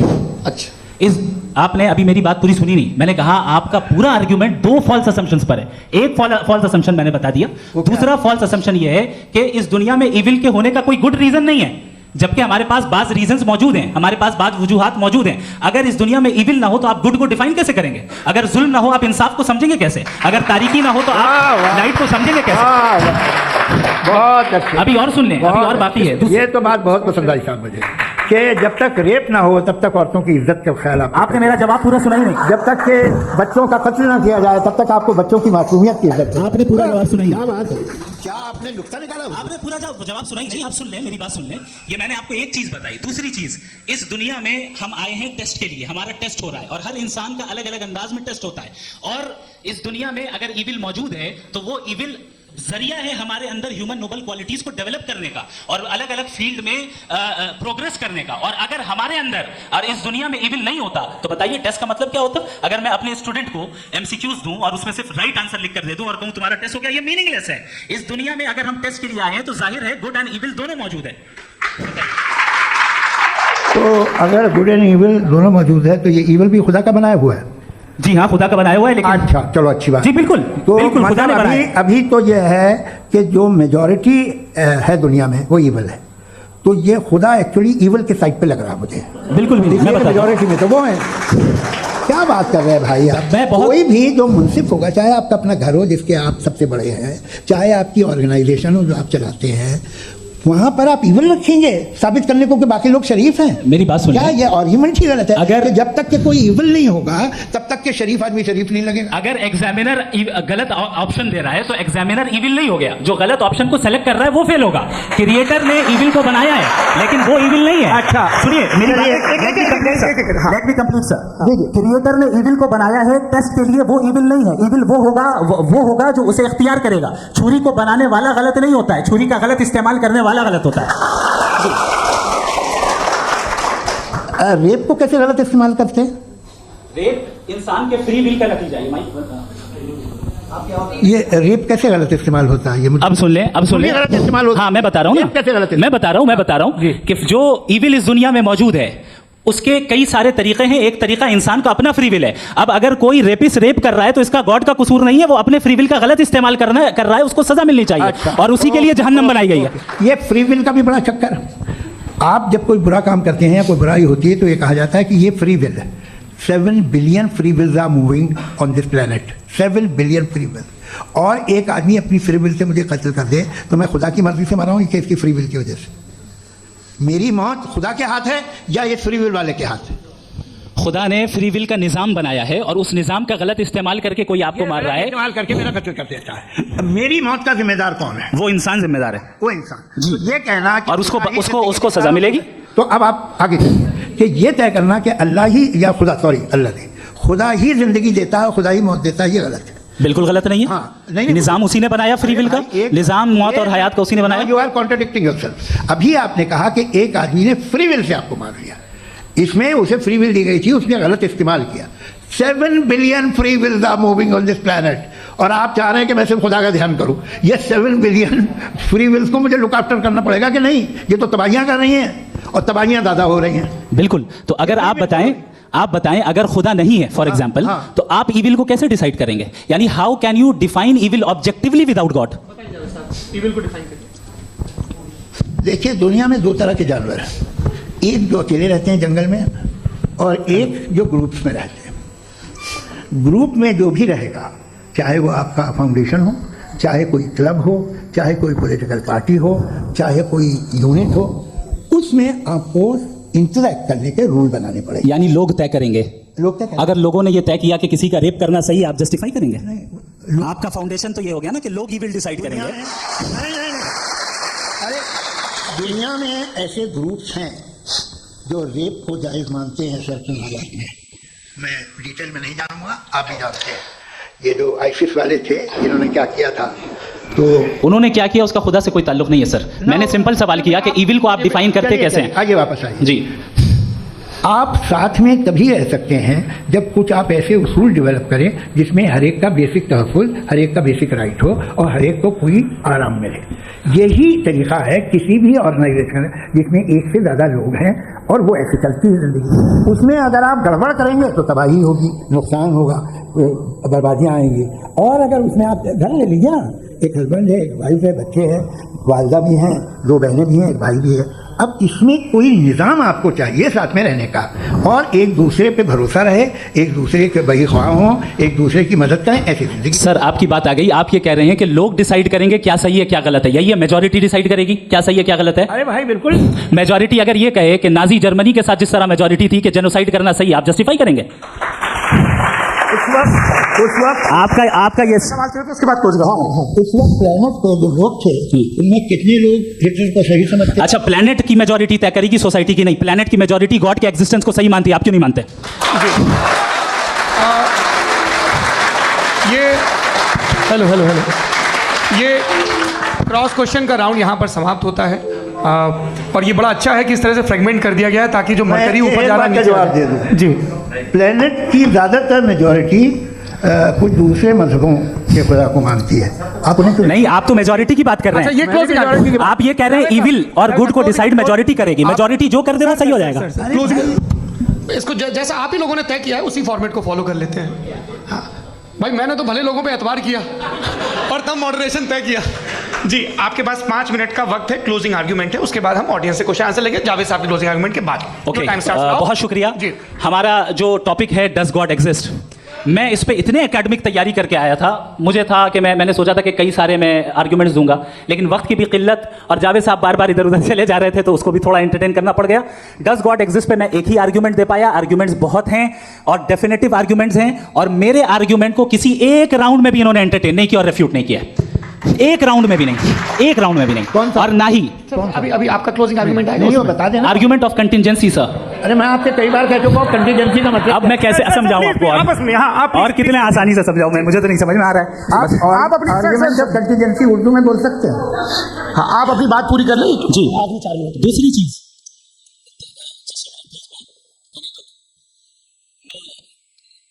ये है कि आपने एक तो इसका जवाब नहीं दिया, दूसरा आपने गॉड के ना होने पर कोई डेफिनेटिव आर्गुमेंट नहीं दिया, सिर्फ मजहब पे बात कर रहे हैं आप। मजहब तो आज हमारा टॉपिक ही नहीं था। आज तो हमारा टॉपिक हो, आप मजहब से ले लेकर आईएस तक चले गए, भाई हमारा क्या ताल्लुक है उससे? We condemn them. और उसका गॉड से क्या ताल्लुक है? अगर कोई गलत काम कर रहा है, किसी ने किसी को कत्ल किया, किसी ने किसी का रेप किया, उसको सजा मिलनी चाहिए। और आपके पास कोई भी rational strong foundation of morality नहीं है। आपने कहा कि मेजॉरिटी क्या करेगी सोसाइटी की, वो सही होगा। मैंने कहा हिटलर को फिर आप सही कहेंगे? नहीं, प्लेनेट की सोसाइटी की मेजॉरिटी क्या करेगी? तो प्लेनेट की मेजॉरिटी गॉड के एग्जिस्टेंस को मानती है, आप कहने रिलीजियस है। तो यानी आपके पास कोई स्ट्रॉन्ग फाउंडेशन नहीं है ऑब्जेक्टिव मोरालिटी का। ऑब्जेक्टिव मोरालिटी का अगर कोई फाउंडेशन है तो वो सिर्फ गॉड है। ये मुफ्ती शमाइल नदवी साहब का क्लोजिंग आर्गुमेंट था। अब हमारे पास जी ये बड़ा अच्छा है कि दोनों लोगों को मॉडरेटर से शिकायत भी और बोल रहे भाई हमारी शाबाशी भी तो करते चलो। अब मेरी बात जी आपके पास जावेद अख्तर साहब 5 मिनट का वक्त है, ये आपका क्लोजिंग आर्गुमेंट है, टाइम रीसेट कर दें जी। देखिए, बहुत सारी बातें हैं। गॉड का डेफिनेशन दुनिया के किसी भी रिलीजन में है कि वो ओमनीपोटेंट है, ओमनीप्रेजेंट है, he is just, he is kind, he loves you and so. मैं जब दुनिया देखता हूँ तो मुझे कोई ऐसा सुप्रीम पावर यहाँ दिखाई नहीं देती है जो इंसान की बहबूदी के लिए कुछ कर रही हो, कमज़ोर को बचा रही हो, मदद कर रही हो, जालिम को पीछे हटा रही हो। मैंने देखा तारीख में नहीं। एक तो अगर है और ये देख रहा है तमाशा, तो उसका होना न होना बराबर है। दोयम ये कि ये जो है, जब आप ये कहते हैं कि कायनात जिसकी कंटीजेंसी है, मैं देखिए वो लफ्ज़ इस्तेमाल किया मैं, तो ये कैसे हो सकती है भाई? और फौरन आप सरेंडर कर देते हैं कि जाहिर है कि इसका बनाने वाला तो इससे 10,000 गुना ज़्यादा कॉम्प्लिकेटेड होगा, उस पर आपके होने पे कोई इतराज़ नहीं है। उसे वो टाइमलेस है, वो पहले से था, टाइम तो बहुत बाद में आया। ये सब आप मानने को तैयार है जिसका आपके पास कोई सबूत नहीं, आपके पास कोई रीजन नहीं। आपकी तारीफ क्या है मजहबों की? बिलीफ की, जो खुदाओं का बिलीफ है, ये कॉन्स्टेंटली गलत साबित होता रहा है। मतलब आप कहें कि अरिस्टोटल के ज़माने में सब जाहिल थे, वो भी इतने ही यकीन से खुदा पे यकीन रखते थे, जो अब नहीं रहा। ये भी नहीं रहेगा, आप लिख लीजिए। और इसके आसार आपको दुनिया में दिखाई देना शुरू हो चुके हैं। ये बहस क्या आज से 100 साल पहले इस तरह हो सकती थी? यहाँ तक तो आपको हम ले आए। तो सर अरे इनको मदद की जरूरत नहीं भाई, ये सेल्फ सफिशिएंट आदमी, आप क्यों इनकी मदद कर रहे हैं? Sir please. तो ये जो है तमाम बातें अपनी जगह हैं। ये एक पैकेज है। आप अकेले, कोई आदमी ऐसा नहीं जो सिर्फ गॉड को मानता हो, उसके साथ बहुत पैराफर्नेलिया आता है, अलग अलग पैराफर्नेलिया आते हैं। They are only, they have always created choice in the society. मैं तो आपको सीधा ऑफर देता हूँ कि दुनिया में 10 इम्पॉर्टेंट बिलीव्स है। आप एक मानते हैं, 9 नहीं मानते। 9 में आप एथियस्ट हैं, 9 को आप बिल्कुल रीजनेबली मेरी तरह देखते हैं। तो 90 मजहबी आदमी भी 90% एथियस्ट है, वो दूसरे खुदा नहीं मानता, एक खुदा मानता है अपना वाला, बाकियों को कहता है गलत है। अगर आप मानना ही बंद कर दे तो आपका 10% चांस है कि आप सही हैं और 90% चांस है कि आप गलत हैं। मेरा मशवरा है, आप मानना छोड़ दिए तो 50% चांस होगा कि आप सही हैं और 50% चांस होगा, 40% आप गेन करेंगे बाय बिकमिंग एथियस्ट। ये एक फरसूदा ख्याल है, ये खत्म हो रहा है। हो सकता है मेरी जिंदगी में ना हो, लेकिन ये हो जाएगा। जो बातें ये इनको आप मेटाफिजिकल, ये वो ऐसे रिस्पेक्टेबल टर्म दे दिए, ये तो उन लोग के हैं जिन्हें ना फिजिक्स मालूम थी ना मेटा मालूम था, ये उन्होंने आपको दिए हैं। जी बहुत शुक्रिया आप दोनों लोगों का। और अब इस बातचीत का आखिरी राउंड शुरू होगा, डज गॉड एग्जिस्ट की ये बहस मुफ्ती शमाइल नदवी और जावेद अख्तर साहब के बीच। आप लोग अपने अपने हाथ ऊपर करेंगे, मैं यहाँ से तय करूँगा। और माइक हमारे पास है क्या? एक ही माइक है ऑडियंस के लिए? 2 माइक है, एक इस तरफ एक इस तरफ, ठीक है। तो जी सबसे पहले हमारी सहयोगी है मारिया शकील जी, पूछिए सवाल। थोड़ा सा रुकेंगे ताकि कैमरे का फ्रेम आप पर आ जाए, आपकी तो प्रैक्टिस है टीवी की। जी नदवी साहब, मैं खुदा को मानती हूँ, पहले मैं इसी प्रमाइस से शुरू कर रही हूँ और ये बता रही हूँ आपको, मैं मानती हूँ। लेकिन कुछ सवाल हैं जो जावेद साहब ने उठाया, उसका जवाब आपको देना चाहिए। पहला सवाल ये कि गज़ा में सालों से छोटे बच्चे मर रहे हैं, वो उनको, अगर खुदा मर्सीफुल है, हम मानते हैं कि अल्लाह ताला में बहुत ताकत है, तो वो बच्चे क्यों मर रहे हैं? दूसरी बात ये कि अगर कंटिजेंसी की जो आप बात करते हैं, पूरे मुस्लिम ममालिक मिल करके भी उन गज़ा के बच्चों को क्यों नहीं बचा पा रहे हैं? क्योंकि अगर वो चाहते, क्योंकि अल्लाह ताला उन पर हुकूमत करते हैं, सब पर हुकूमत करते हैं, तो वो उनको क्यों नहीं बचा? जी थैंक यू वेरी मच। बहुत अच्छा किया आपने इस चीज़ को जिक्र कर दिया, मैं इसको और अच्छे से एक्सप्लेन करने की कोशिश करता हूँ। देखें, जहाँ तक आपने कहा कि गज़ा के बच्चों को मारा जा रहा है, देखिए 2 वर्ल्ड व्यू है, एक एथिस्टिक वर्ल्ड व्यू, एक थीस्टिक वर्ल्ड व्यू है। बच्चे मर रहे हैं दोनों वर्ल्ड व्यू में, लेकिन हमारा वर्ल्ड व्यू कह रहा है कि रिकॉम्पेंस है, ये कह रहे हैं कि उनका मरना बेकार जाने वाला है। कोई उसका रिकॉम्पेंस नहीं है, क्योंकि इनके यहाँ आखिरत और अल्लाह का कोई तसव्वुर या गॉड का कोई तसव्वुर नहीं है। आपने ये सवाल किया कि गॉड मर्सीफुल है, क्यों नहीं रोकता। ये मैंने बताया कि ये मिसकंसेप्शन है लोगों के दरमियान कि गॉड को सिर्फ मर्सीफुल और ओमनीपोटेंट समझते हैं। गॉड के सिर्फ यही 2 एट्रीब्यूट्स नहीं है, गॉड के कई सारे एट्रीब्यूट्स हैं। उनमें से अल हकीम भी है, उनमें से ऑल वाइज भी है, ऑल नोइंग भी है। लिहाजा अगर इस दुनिया में किसी को तकलीफ आ रही है और गॉड उसको नहीं रोक रहा है, वो इसलिए नहीं रोक रहा है क्योंकि इंसानों को फ्री विल दिया गया है। ठीक इसी सुनिए ठीक इसी तरीके से अगर एक डॉक्टर किसी छोटे बच्चे को इंजेक्शन लगा रहा है, उसे तकलीफ पहुंच रही है, उसके लिमिटेड पर्सपेक्टिव के एतबार से ये गलत हो रहा है और डॉक्टर बुरा है। लेकिन जब आप ब्रॉडर पिक्चर को देखेंगे, आपके और हमारे पास सिर्फ एक पिक्सल है, हमें इतना नजर आ रहा है कि गजा में कत्ल हो रहा है, लेकिन इसके पीछे कितना रिकॉम्पेंस उनको मिलने वाला है, पूरा पिक्चर गॉड के पास है। तो एक पिक्सल से आप पूरे पिक्चर को कभी भी जज नहीं कर सकती। आप इसमें कुछ जोड़ना चाहेंगे? आपको कुछ बोलना है इसमें? भैया आपने बहुत अच्छा जस्टिफिकेशन दिया, या आप वो जो वहाँ के प्राइम मिनिस्टर इजराइल के उन्हें भेजिए, वो बहुत खुश होंगे। आप जस्टिफिकेशन दे देना कि अगर गॉड नहीं है तो बच्चे क्यों मर रहे हैं, आप बताएं। वो ये सवाल पूछ रहे हैं कि अगर आप ईश्वर का अस्तित्व नहीं मानते हैं तो उन बच्चों की मौत को आप कैसे इंटरप्रेट करते हैं? भाई ये दुनिया जो है, जो ताकतवर लोग होते हैं वो एक नाइंसाफी करते हैं। तो ये अच्छा काम है, आपके नजदीक तो नेचर नाइंसाफी पे मबनी है। अरे मेरे भाई, आप नेचर की कहाँ बात करें, तो इंसान की बात जी, तो फिर जब मैं इंसान की बात कर रहा था आप नेचर की बात करने लग गए। एग्जामिनेशन अब आप मुझे बोलने नहीं देंगे तो अलग बात है, आप बोलिए, मैं मुझे कोई चीज़ नहीं, ये क्रॉस एग्जामिनेशन जी देखिए।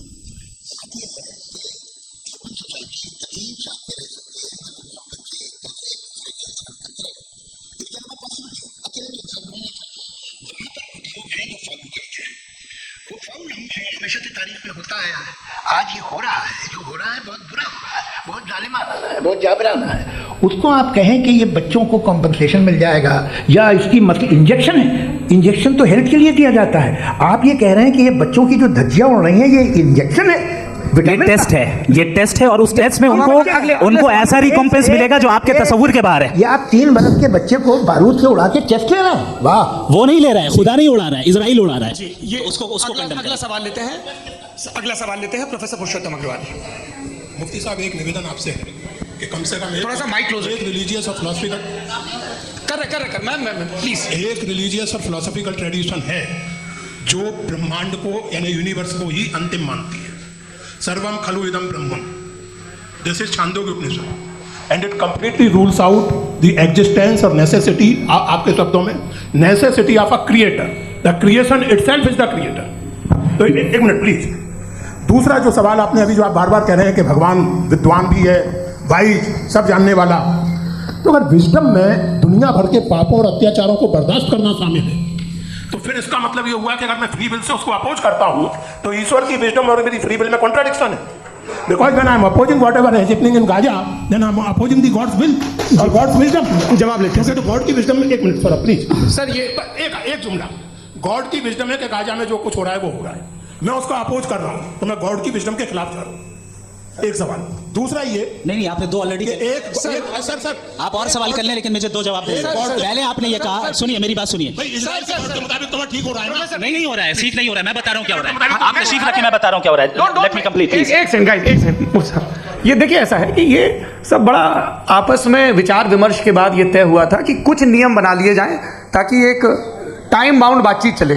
और भाई साहब, आप बड़ा ज़रूरी काम कर रहे हैं लेकिन कैमरे के फ्रेम में आके उस काम को गड़बड़ कर दे रहे हैं। ठीक है गुरु, अब मेरे को कहीं का गुस्सा कहीं निकालना था, सॉरी। नहीं, कोई गुस्सा नहीं है जी। तो प्रोफेसर ने सवाल पूछे, आप उनके जवाब दें, और थोड़ा ये सब लोग थोड़ा ख्याल रखें भाई, सवाल संक्षिप्त रखें जी। आपने 2 सवाल किया। सबसे पहला ये कहा कि हमारे पास ये कॉन्सेप्ट है कि ये यूनिवर्स खुद नेसेसरी बीइंग है, creation itself is the creator. How irrational is this कि मैं एग्जिस्ट करूंगा बाद में, लेकिन अभी एग्जिस्ट कर भी रहा हूं, यानी एक ही टाइम में एग्जिस्ट भी कर रहे हैं, नहीं भी कर रहे हैं। This is not true. दूसरी चीज आपने कहा कि अगर इजराइल में, सॉरी माफ कीजिएगा, Israel doesn't exist, occupied Palestine में अगर ऑक्यूपाइड पैलेस्टाइन में बच्चों को मारा जा रहा है फ्री विल की वजह से और गॉड नहीं रोक रहा है, ये कॉन्ट्रडिक्शन है। ये बताइए कि एक एग्जाम में एक बच्चा गलत आंसर लिख रहा है, सुनिए, एग्जामिनर चाहे तो रोक सकता है, क्यों नहीं रोक रहा है? ये कॉन्ट्रडिक्शन है, ये कॉन्ट्रडिक्शन नहीं है। माइक नहीं सर, ये आपस में जी, ये क्या आपका सवाल? माइक दीजिए। फ्री विल दिया गया है टेस्ट के लिए, अकाउंटेबिलिटी के लिए। अगर फ्री विल नहीं होता तो आप कहते हैं हमें रोबोट बना दिया गया। नॉट मेरे से प्रेजेंट माय पोजीशन, आपकी जो भी पोजीशन, मैं अपनी फ्री विल के नाते, अपने ह्यूमन विजडम के नाते गाजा में हो रही अत्याचार का विरोध करता हूं। बिल्कुल करना चाहिए। के हिसाब से मैं गॉड की विजडम का विरोध कर रहा हूं? बिल्कुल नहीं, समाज हो रहा है गॉड की, बिल्कुल भी नहीं, बिल्कुल भी नहीं। उसका वहां पर गाजा में कत्ल होना ये इंसानों के गलत इस्तेमाल का नतीजा है, फ्री विल के इस्तेमाल का नतीजा है। गॉड इसका हुक्म नहीं देता, उससे रोकता है। यही तो मसला है ना, आपके लिए कॉन्सेप्ट क्लियर नहीं नहीं भाई, आपने तो बताया था इंजेक्शन लगाने से बच्चे को तकलीफ होती है, ये इंजेक्शन लगा। सर आप ऐसे रेटोरिक स्टेटमेंट दे तब तो कोई नहीं, मसला नहीं आपने समझते बोला कि रहेंगे। Injection- this is a rhetoric statement, this is not a logical argument sir. I am sorry, I am sorry. आखिरी 30 मिनट बड़े मुश्किल होने वाले हैं। जी मुफ्ती साहब आगे बैठे हैं, इनको माइक दीजिए। हाँ तरुण, माइक आप अपने पास रखिए, आपको कैमरे का फ्रेम पता है जी। सबसे पहले दोनों को मुबारकबाद। एक सर अपना आप नाम बता दें। आप अमेरिका में शिकागो में रहते हैं, इतना मुझे याद है। बताया आप, यासिर नदीम अलवाजदी मेरा नाम है। जावेद सर आपसे क्वेश्चन है इन्फिनिट रिग्रेस के ताल्लुक से। एक हाइपोथेटिकल सिनेरियो है, मसलन अगर आप सर माइक थोड़ा सा प्लीज क्लोज रखें। ओके जी। अगर आप शायर इसलिए हैं कि आपके कोई उस्ताद शायर थे, और वो इसलिए शायर थे कि उनके कोई उस्ताद शायर थे, और इसी तरीके से हम माजी में पीछे चलते चलते चले जाएं और कहीं ना रुके, तो माफ कीजिएगा आप कभी शायर नहीं हो सकते। लेकिन आप शायर हैं, आपका शायर एग्जिस्ट करता है, इसका मतलब ये है कि आप कहीं ना कहीं रुके हैं। तो मेरा सवाल ये है कि क्या आप इन्फिनिट रिग्रेस ऑफ कॉजेस को लॉजिकल फैलेसी मानते हैं या नहीं मानते? हाँ या नहीं? मैं इन्हें लॉजिकल फैलेसी नहीं मानता हूँ, लेकिन मेरा प्रॉब्लम यह है कि जब मैं नहीं मानता हूँ तो I will continue with this logic जो फैलेसी नहीं हो। आप एक जगह रुक जाते हैं जाके, आप कहते हैं ये गेंद कैसे बनी, ये जजीरा कैसे बना, ये समंदर कैसे बना, ये ज़मीन कैसे बनी, और अचानक गॉड पे जाके आपको ब्रेक लग जाता है। एक बार आप सवाल नहीं करते कि भाई इनको बनाने वाला तो इनसे भी कॉम्प्लिकेटेड होगा, वो कैसे बना, उसके बारे में आपने इत्मीनान कर लिया, वो हमेशा से है। तो अगर आप उसे हमेशा से मानते हैं तो फिर ये मान लीजिए कि कायनात हमेशा से है, क्या तकलीफ है? फिर हम वजूद में नहीं आते। जी है?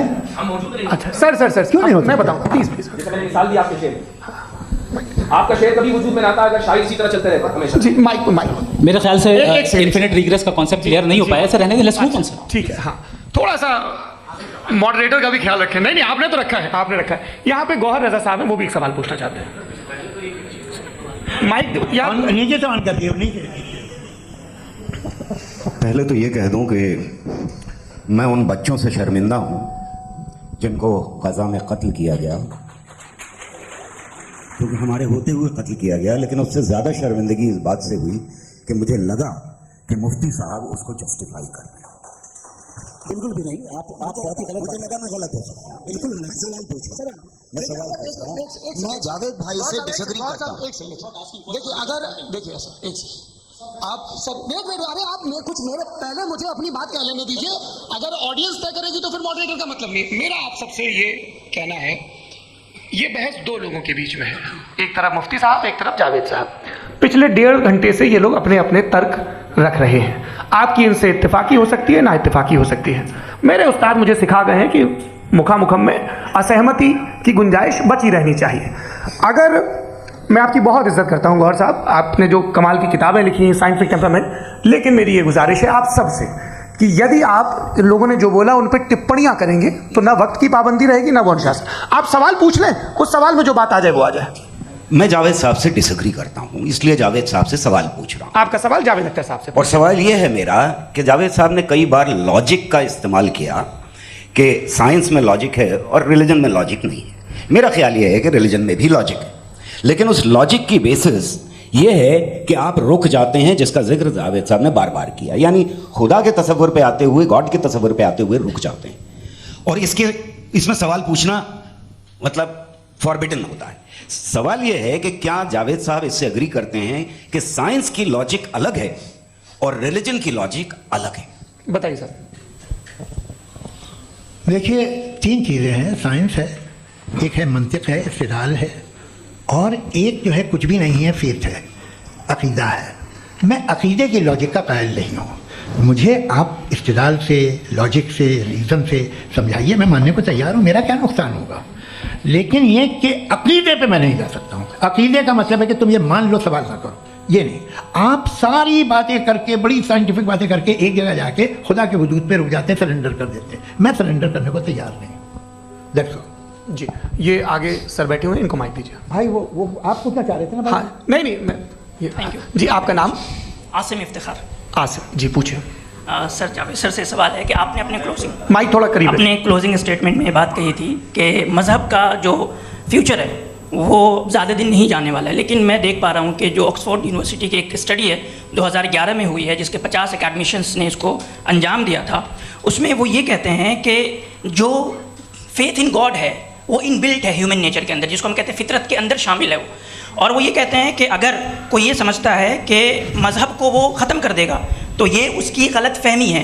तो आप इसके बारे में, इस स्टडीज़ के बारे में क्या कहते हैं? ठीक है, मैं उनसे एग्री नहीं करता हूँ। वो कौन से प्रोफेसर होंगे ऐसा? उनके पास डेटा है, इन्होंने डेटा के बेस होगा। डेटा क्या हो सकता है? फ्यूचर का डेटा तो नहीं हो सकता ना उनके पास, प्रेजेंट का डेटा हो सकता है। डेटा आपने सुना 100 साल पहले का बाद का डेटा? मैंने तो नहीं सुना आज तक। तो आज उनकी ये राय है और होगी राय, ठीक है। दुनिया में तरह तरह की राय है लोग, लेकिन मैं समझता हूँ कि वक्त के साथ इंसान ज़्यादा से ज़्यादा रीजनेबल और लॉजिकल होता जा रहा है। आज आप देखिए वेस्टर्न यूरोप में क्या परसेंटेज है नॉन बिलीवर्स की, बहुत हाई। वहाँ चर्च खाली पड़े होते हैं। तो अल्टीमेटली तो इंसान कोई ऐसी बात बहुत अरसे तक नहीं मान सकेगा, चाहे गलत या सही, जो उसे उसके दिमाग को, उसके जहन को, उसके लॉजिक को अपील लगे। वो कह रहे हैं तो ऑक्सफोर्ड के होंगे तो कैम्ब्रिज के होंगे, मुझे क्या लेना देना। उनका डेटा मुस्तकबिल का नहीं हो सकता है। जी दीपक, हाँ पूछिए। मैं आऊँगा, अभी पीछे की साइड भी आऊँगा, माइक वहीं भेजूंगा 2-3 साल के लिए। जी जावेद साहब आपसे सवाल है। नमस्ते। अरे भाई सर, अगर आप ही लोग को तय करना है तो फिर 200 लोग तय कर लेंगे। नहीं sir, please don't do this sir. Sir everybody has a right sir, but we can only take selected questions. No no sir, अरे ये यंग लोग भी हैं तो इनकी ये अब उतने यंग, भाई आप यंग हैं कि नहीं हैं? वो कह रहे हैं वो भी यंग हैं साहब, आप उनकी नौजवानी पर दावा उनको ही करने थे। हाँ मुफ्ती साहब आप यंग, हाँ पूछे। अरे भैया सर मेरा सवाल ये है, कुछ इनसे भी तो पूछो। जी बस आपसे एक सवाल है। जैसे थीस्टों के पास अपने जो ईश्वर को मानते हैं उनके पास अपने सोशल गेट टुगेदर्स हैं, 5 रोज़ा क्रिसमस आने वाला है, होली है, दिवाली है, ईद है। एथिस्ट क्या ऑफर कर रहे हैं? मतलब मैं इनकी दुकान से बुर में आना चाहता हूँ उस तरफ, पर मैं अट्रैक्ट नहीं हो पा रहा हूँ। मैं सोशल गेट टुगेदर्स क्या है आपके पास? वो ये कह रहे हैं कि जो धार्मिक लोग हैं, अलग अलग धर्म के लोग, उनके उत्सव त्योहार कॉन्ग्रेगेशन बहुत हैं। अब आपको मैं एक सुनाता हूँ, यहाँ हिस्टोरियन भी बैठे हैं। मृदुला जी आप बताइएगा सही है कि नहीं। ये एक कॉन्स्टेंटाइन, एक ग्रीक रोमन बादशाह था जो क्रिश्चियनिटी आने के 400 साल बाद उसने डिसाइड किया कि मैं क्रिश्चियन हो जाऊंगा, मेरी पूरी स्टेट कैंसिल हो जाएगी।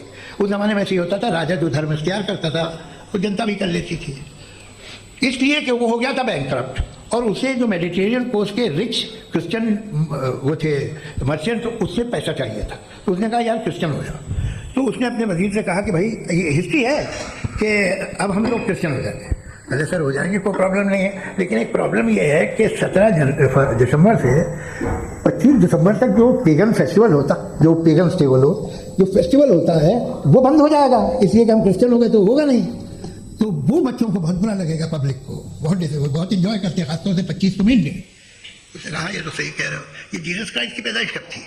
पहले था वो अप्रैल में थी, नहीं कट करो, वो 25 दिसंबर को। ये हकीकत है जी। और 400 साल बाद क्रिश्चियनिटी के अप्रैल से दिसंबर ले आए, और इसलिए कि यहाँ पेगन फेस्टिवल होता था। अब मनाते हैं आप आराम से। ये जो सारे फेस्टिवल हैं ये रिलीजन से, हर एक को एक इंटरटेनमेंट डिपार्टमेंट चाहिए होता है अपनी कंपनी चलाने के लिए। तो ये रिलीजन ने, ये सेकुलर त्योहार थे जिन्हें रिलीजन्स ने ले लिया। ये मौसम के थे, फसलों के थे, किसानों के थे, उसको आपने लेके रिलीजियस रंग दे दिया। ये कोई रिलीजन से थोड़ी आए आप। अच्छा हमें देखिए, हम तो मुझे दें, हम ईद मनाते हैं, हम दिवाली मनाते हैं, हम होली मनाते हैं, हम क्रिसमस मनाते हैं। बम्बई की फिल्म इंडस्ट्री की सबसे बड़ी होली हमारे घर में, सबसे बड़ी ईद हमारे घर में। वो हमारी सोशल वो है, हमारा हेरिटेज है। ऐसा थोड़ी है कि we will throw the baby along with the water. ये तो अच्छी चीज़ है, इन्हें रखो, जो बेकार है फेंक दो। जी हाँ।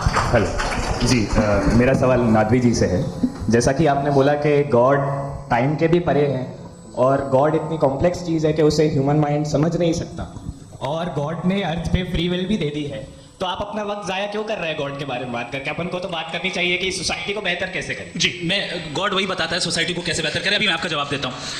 आपने कहा कि टाइम पे वो एग्जिस्ट नहीं करता, सो मेरा सवाल ये है कि जैसा आपने बोला कि गॉड बहुत ही कॉम्प्लेक्स चीज है। मैंने और कहा ही नहीं कि कॉम्प्लेक्स है, तो आपके अल्फाज है। कॉम्प्लेक्स का लफ्ज गॉड के लिए सुइटेबल नहीं है। क्यों? क्योंकि कॉम्प्लेक्स वो चीजें होती हैं जो ऑब्जेक्ट हो। God is not an object जिसको आप इंस्ट्रूमेंट के जरिए लेबोरेटरी में जाकर टेस्ट करें, oh it's very complex. No, वो कोई कार का इंजन नहीं है। मेरा वो सवाल फिलोसॉफिकली नेसेसरी बीइंग ऐसी बीइंग है जो सिंपल बीइंग है। हाँ, आप उसको मुकम्मल तौर पे उसकी तमाम हिकमतों को जान ले और हर चीज को जान ले, ये पॉसिबल नहीं है, क्योंकि वो ऑल वाइज है, आप ऑल वाइज नहीं है, और वो खुदा है, वो आपको सारी चीजें बता दे, ये जरूरी नहीं। मेरा सवाल ये नहीं था, मेरा सवाल ये था कि जब गॉड इतना परे है इस दुनिया से कि उसने अर्थ पे फ्री विल भी दी है, हम सब ह्यूमंस की फ्री विल है, और जो सोसाइटी में हो रहा है वो अपन लोग डिसाइड करेंगे, तो अपन लोग डिसाइड नहीं करेंगे ना, अपन लोग डिसाइड नहीं करेंगे। गॉड जो है, गॉड ने वो उसकी जात, उसकी एग्जिस्टेंस टाइम एंड स्पेस से परे है, लेकिन वो हमारा टेस्ट ले रहा है और उसी गॉड ने हमें बताया कि तुम्हें क्या करना है क्या नहीं करना है, तो जाहिर उस गॉड की बात सुनेंगे ना। वो पीछे एक चश्मा लगाया जो मैम खड़ी हैं, उनको दीजिए। हाँ, आप जी जी बिल्कुल आएंगे। देखिए मैं कोशिश कर रहा हूँ सब तरफ जाने की। हाँ, उनको दीजिए माइक जी। हेलो सर, मैं ओमनी प्रेजेंट नहीं हूँ, टाइम पाबंद हूँ और जहाँ तक कोशिश कर सकता हूँ करूँगा जी। आपका नाम बताइए। मेरा नाम उर्सुला है, मैं दिल्ली यूनिवर्सिटी की एक स्टूडेंट हूँ और मैं स्टूडेंट फेडरेशन ऑफ इंडिया से हूँ। मेरा सवाल मुफ्ती जी से है कि इस हॉल के इस कमरे में बैठ के हम लोग रेप की मोरालिटी के बारे में फिलोसफिकली बात तो कर सकते हैं, बट असलियत ये है कि रोज़मर्रा की ज़िंदगी में औरतें रेप के थ्रू गुजरती हैं, और हम लोग सिर्फ नंबर्स पे इस तरह नहीं देख सकते, क्योंकि कितनी औरतें हैं इन कंट्रीज़ में जहाँ पे आप बता रहे हैं कि केसेस कम हैं, जिनका एक्सेस है कि वो जाके केस फाइल कर सकें। कितनी औरतें हैं जो जिनको काम करने की आज़ादी है उन कंट्रीज़ में। यूरोप में ये आज़ादी आ गई, यूरोप में ये रूल्स आ गए, तो हम आज उसके बारे में बात कर पा रहे हैं। जी जवाब। आपने ये कहा कि कमरे में बंद होकर हम लोग इस पर फिलोसफिकली बात कर सकते हैं, लेकिन हकीकत में क्या हो रहा है, वो ग्राउंड लेवल पे क्या हो रहा है जो बहुत गलत हो रहा है, और वो सफ़र कर रही हैं। आई एग्री, बहुत गलत हो रहा है, और जो गलत हो रहा है उसको हमें रोकना है। और क्यों रोकना है, वो गलत क्यों है, हमारे पास इसका ऑब्जेक्टिव फाउंडेशन है, इनके पास उसका ऑब्जेक्टिव फाउंडेशन नहीं है। मैं ये कहना चाह रहा हूं कि जहां पे भी जुल्म हो रहा है, जहां पे भी औरत पे जुल्म हो रहा है, या उसकी इज्जत लूटी जा रही है, या उसे तकलीफ पहुंचाई जा रही है, और सिर्फ औरत नहीं, किसी इंसान के ऊपर भी जुल्म हो रहा है, तो उसके खिलाफ खड़ा होना, ये मॉरलिटी हमारे पास गॉड के पास से आई है। वरना जावेद साहब तो कह रहे हैं कि जो है मेजोरिटी डिसाइड करेगी, तो मेजोरिटी तो कभी भी बदल सकती है। क्या आप ना तो ये थोड़ी सी आपको गलतफहमी है। मैं अगर मेरे जुमले से ये मदना निकला या मैंने कहा तो ये जुमला मैं वापस लेता हूँ, ये मेरा मतलब ही नहीं था कि मेजॉरिटी डिसाइड करेंगे। मेजॉरिटी डिसाइड करे तो दुनिया में बड़ी वैसे आपने कहा था ये जुमला, मैं मान रहा हूँ। बाद में रिकैप कर लेंगे। अरे एक सेकंड मैं अपनी एक्सप्लेनेशन दूँ। मुनासिब बात यह है कि हम सब के सब दिल में जानते हैं कि क्या अच्छा है क्या बुरा है, हमें पता है अच्छी तरह से। जो लोग बुरे काम करते हैं उन्हें भी मालूम अच्छा क्या है। यही तो सवाल था हजरत कि फिर ये मोरालिटी आई कहाँ से? Cross examination. हाँ जी, हाँ। मोरालिटी साथ रहने की डिजाइन से आई है। यानी साथ रहकर जो कुछ कह दे, जो कुछ कर दे, वो हो जाएगा? नहीं तो आप कायदे से रही कर सकते हैं जब तक लोगों में मोरालिटी हो, वरना आप क्यास हो जाएगा। ये आपको कैसे पता? जी हमने देखा ना, जहाँ मोरालिटी का क्यास हो गए, हम देखते हैं दुनिया में। आप जो कह रहे हैं, आप अभी मैं कहीं पे आप अगर लोगों गलत को हो रहा है इस बहस तो के उसको बाद आप मैं आप गलत लोगों देखिए। को आप सर, मुफ्ती साहब, मैं- एपिस्टेमोलॉजी की बात कर रहे हैं, मैं ऑन्टोलॉजी की बात कर रहा हूं। मैं इस बहस के फाउंडेशन बाद क्या आप दोनों लोगों को चाय पे फाउंडेशन होस्ट करूंगा, वहां पे क्रॉस एग्जामिनेशन कर लीजिएगा। अभी ऑडियंस का हक मार रहे हैं आप लोग भाई, सर। जस्ट लोग हैं आप लोग। और ये भाई ये हाँ, उधर आएंगे, उधर आएंगे। जी सर, आएंगे। अच्छा सर मेरा नाम लईकुर रहमान है और मैं अलीगढ़ मुस्लिम यूनिवर्सिटी का स्टूडेंट हूँ, और जहाँ तक मुझे पता है कि sir you are also product of Aligarh Muslim University. मैं भी उसी चमन का बुलबुल। हाँ सर, तो बहुत खुशी हुई मुझे जान करके कि मैं आपसे मिलूंगा। सवाल सर मेरा सवाल यह है, सर सैयद अलैहिर्रहमा का नज़रिया यह था कि खुदा के वजूद को अक़ल के दायरे में रह करके तलाश करना, न कि पूरी तौर से उसका इनकार कर देना। Sir how will you define it? नहीं तो ये तो आप इन्हें बताइए। ये सवाल है कि खुदा का वजूद साबित कर रहे हैं तो सर आपने इनकार रखा है, तो वजह से मेरा क्वेश्चन। यही सबसे एक सेकंड, सर सैयद ने यही कहना कि अकल से आप खुदा के वजूद को साबित नहीं कर सकते। यही कहना भाई, ये उन्होंने क्या कर सकते हैं, वो कर दिया।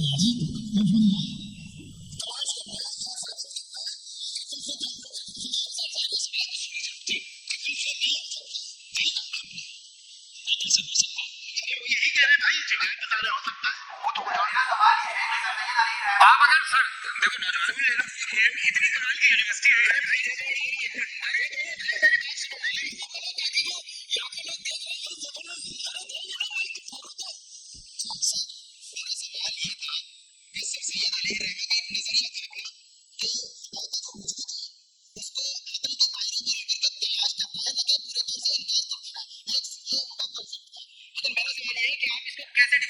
एक्सप्लेन कैसे करेंगे, मैं आपसे जानना चाहता हूं क्योंकि you are the product of Aligarh Muslim university.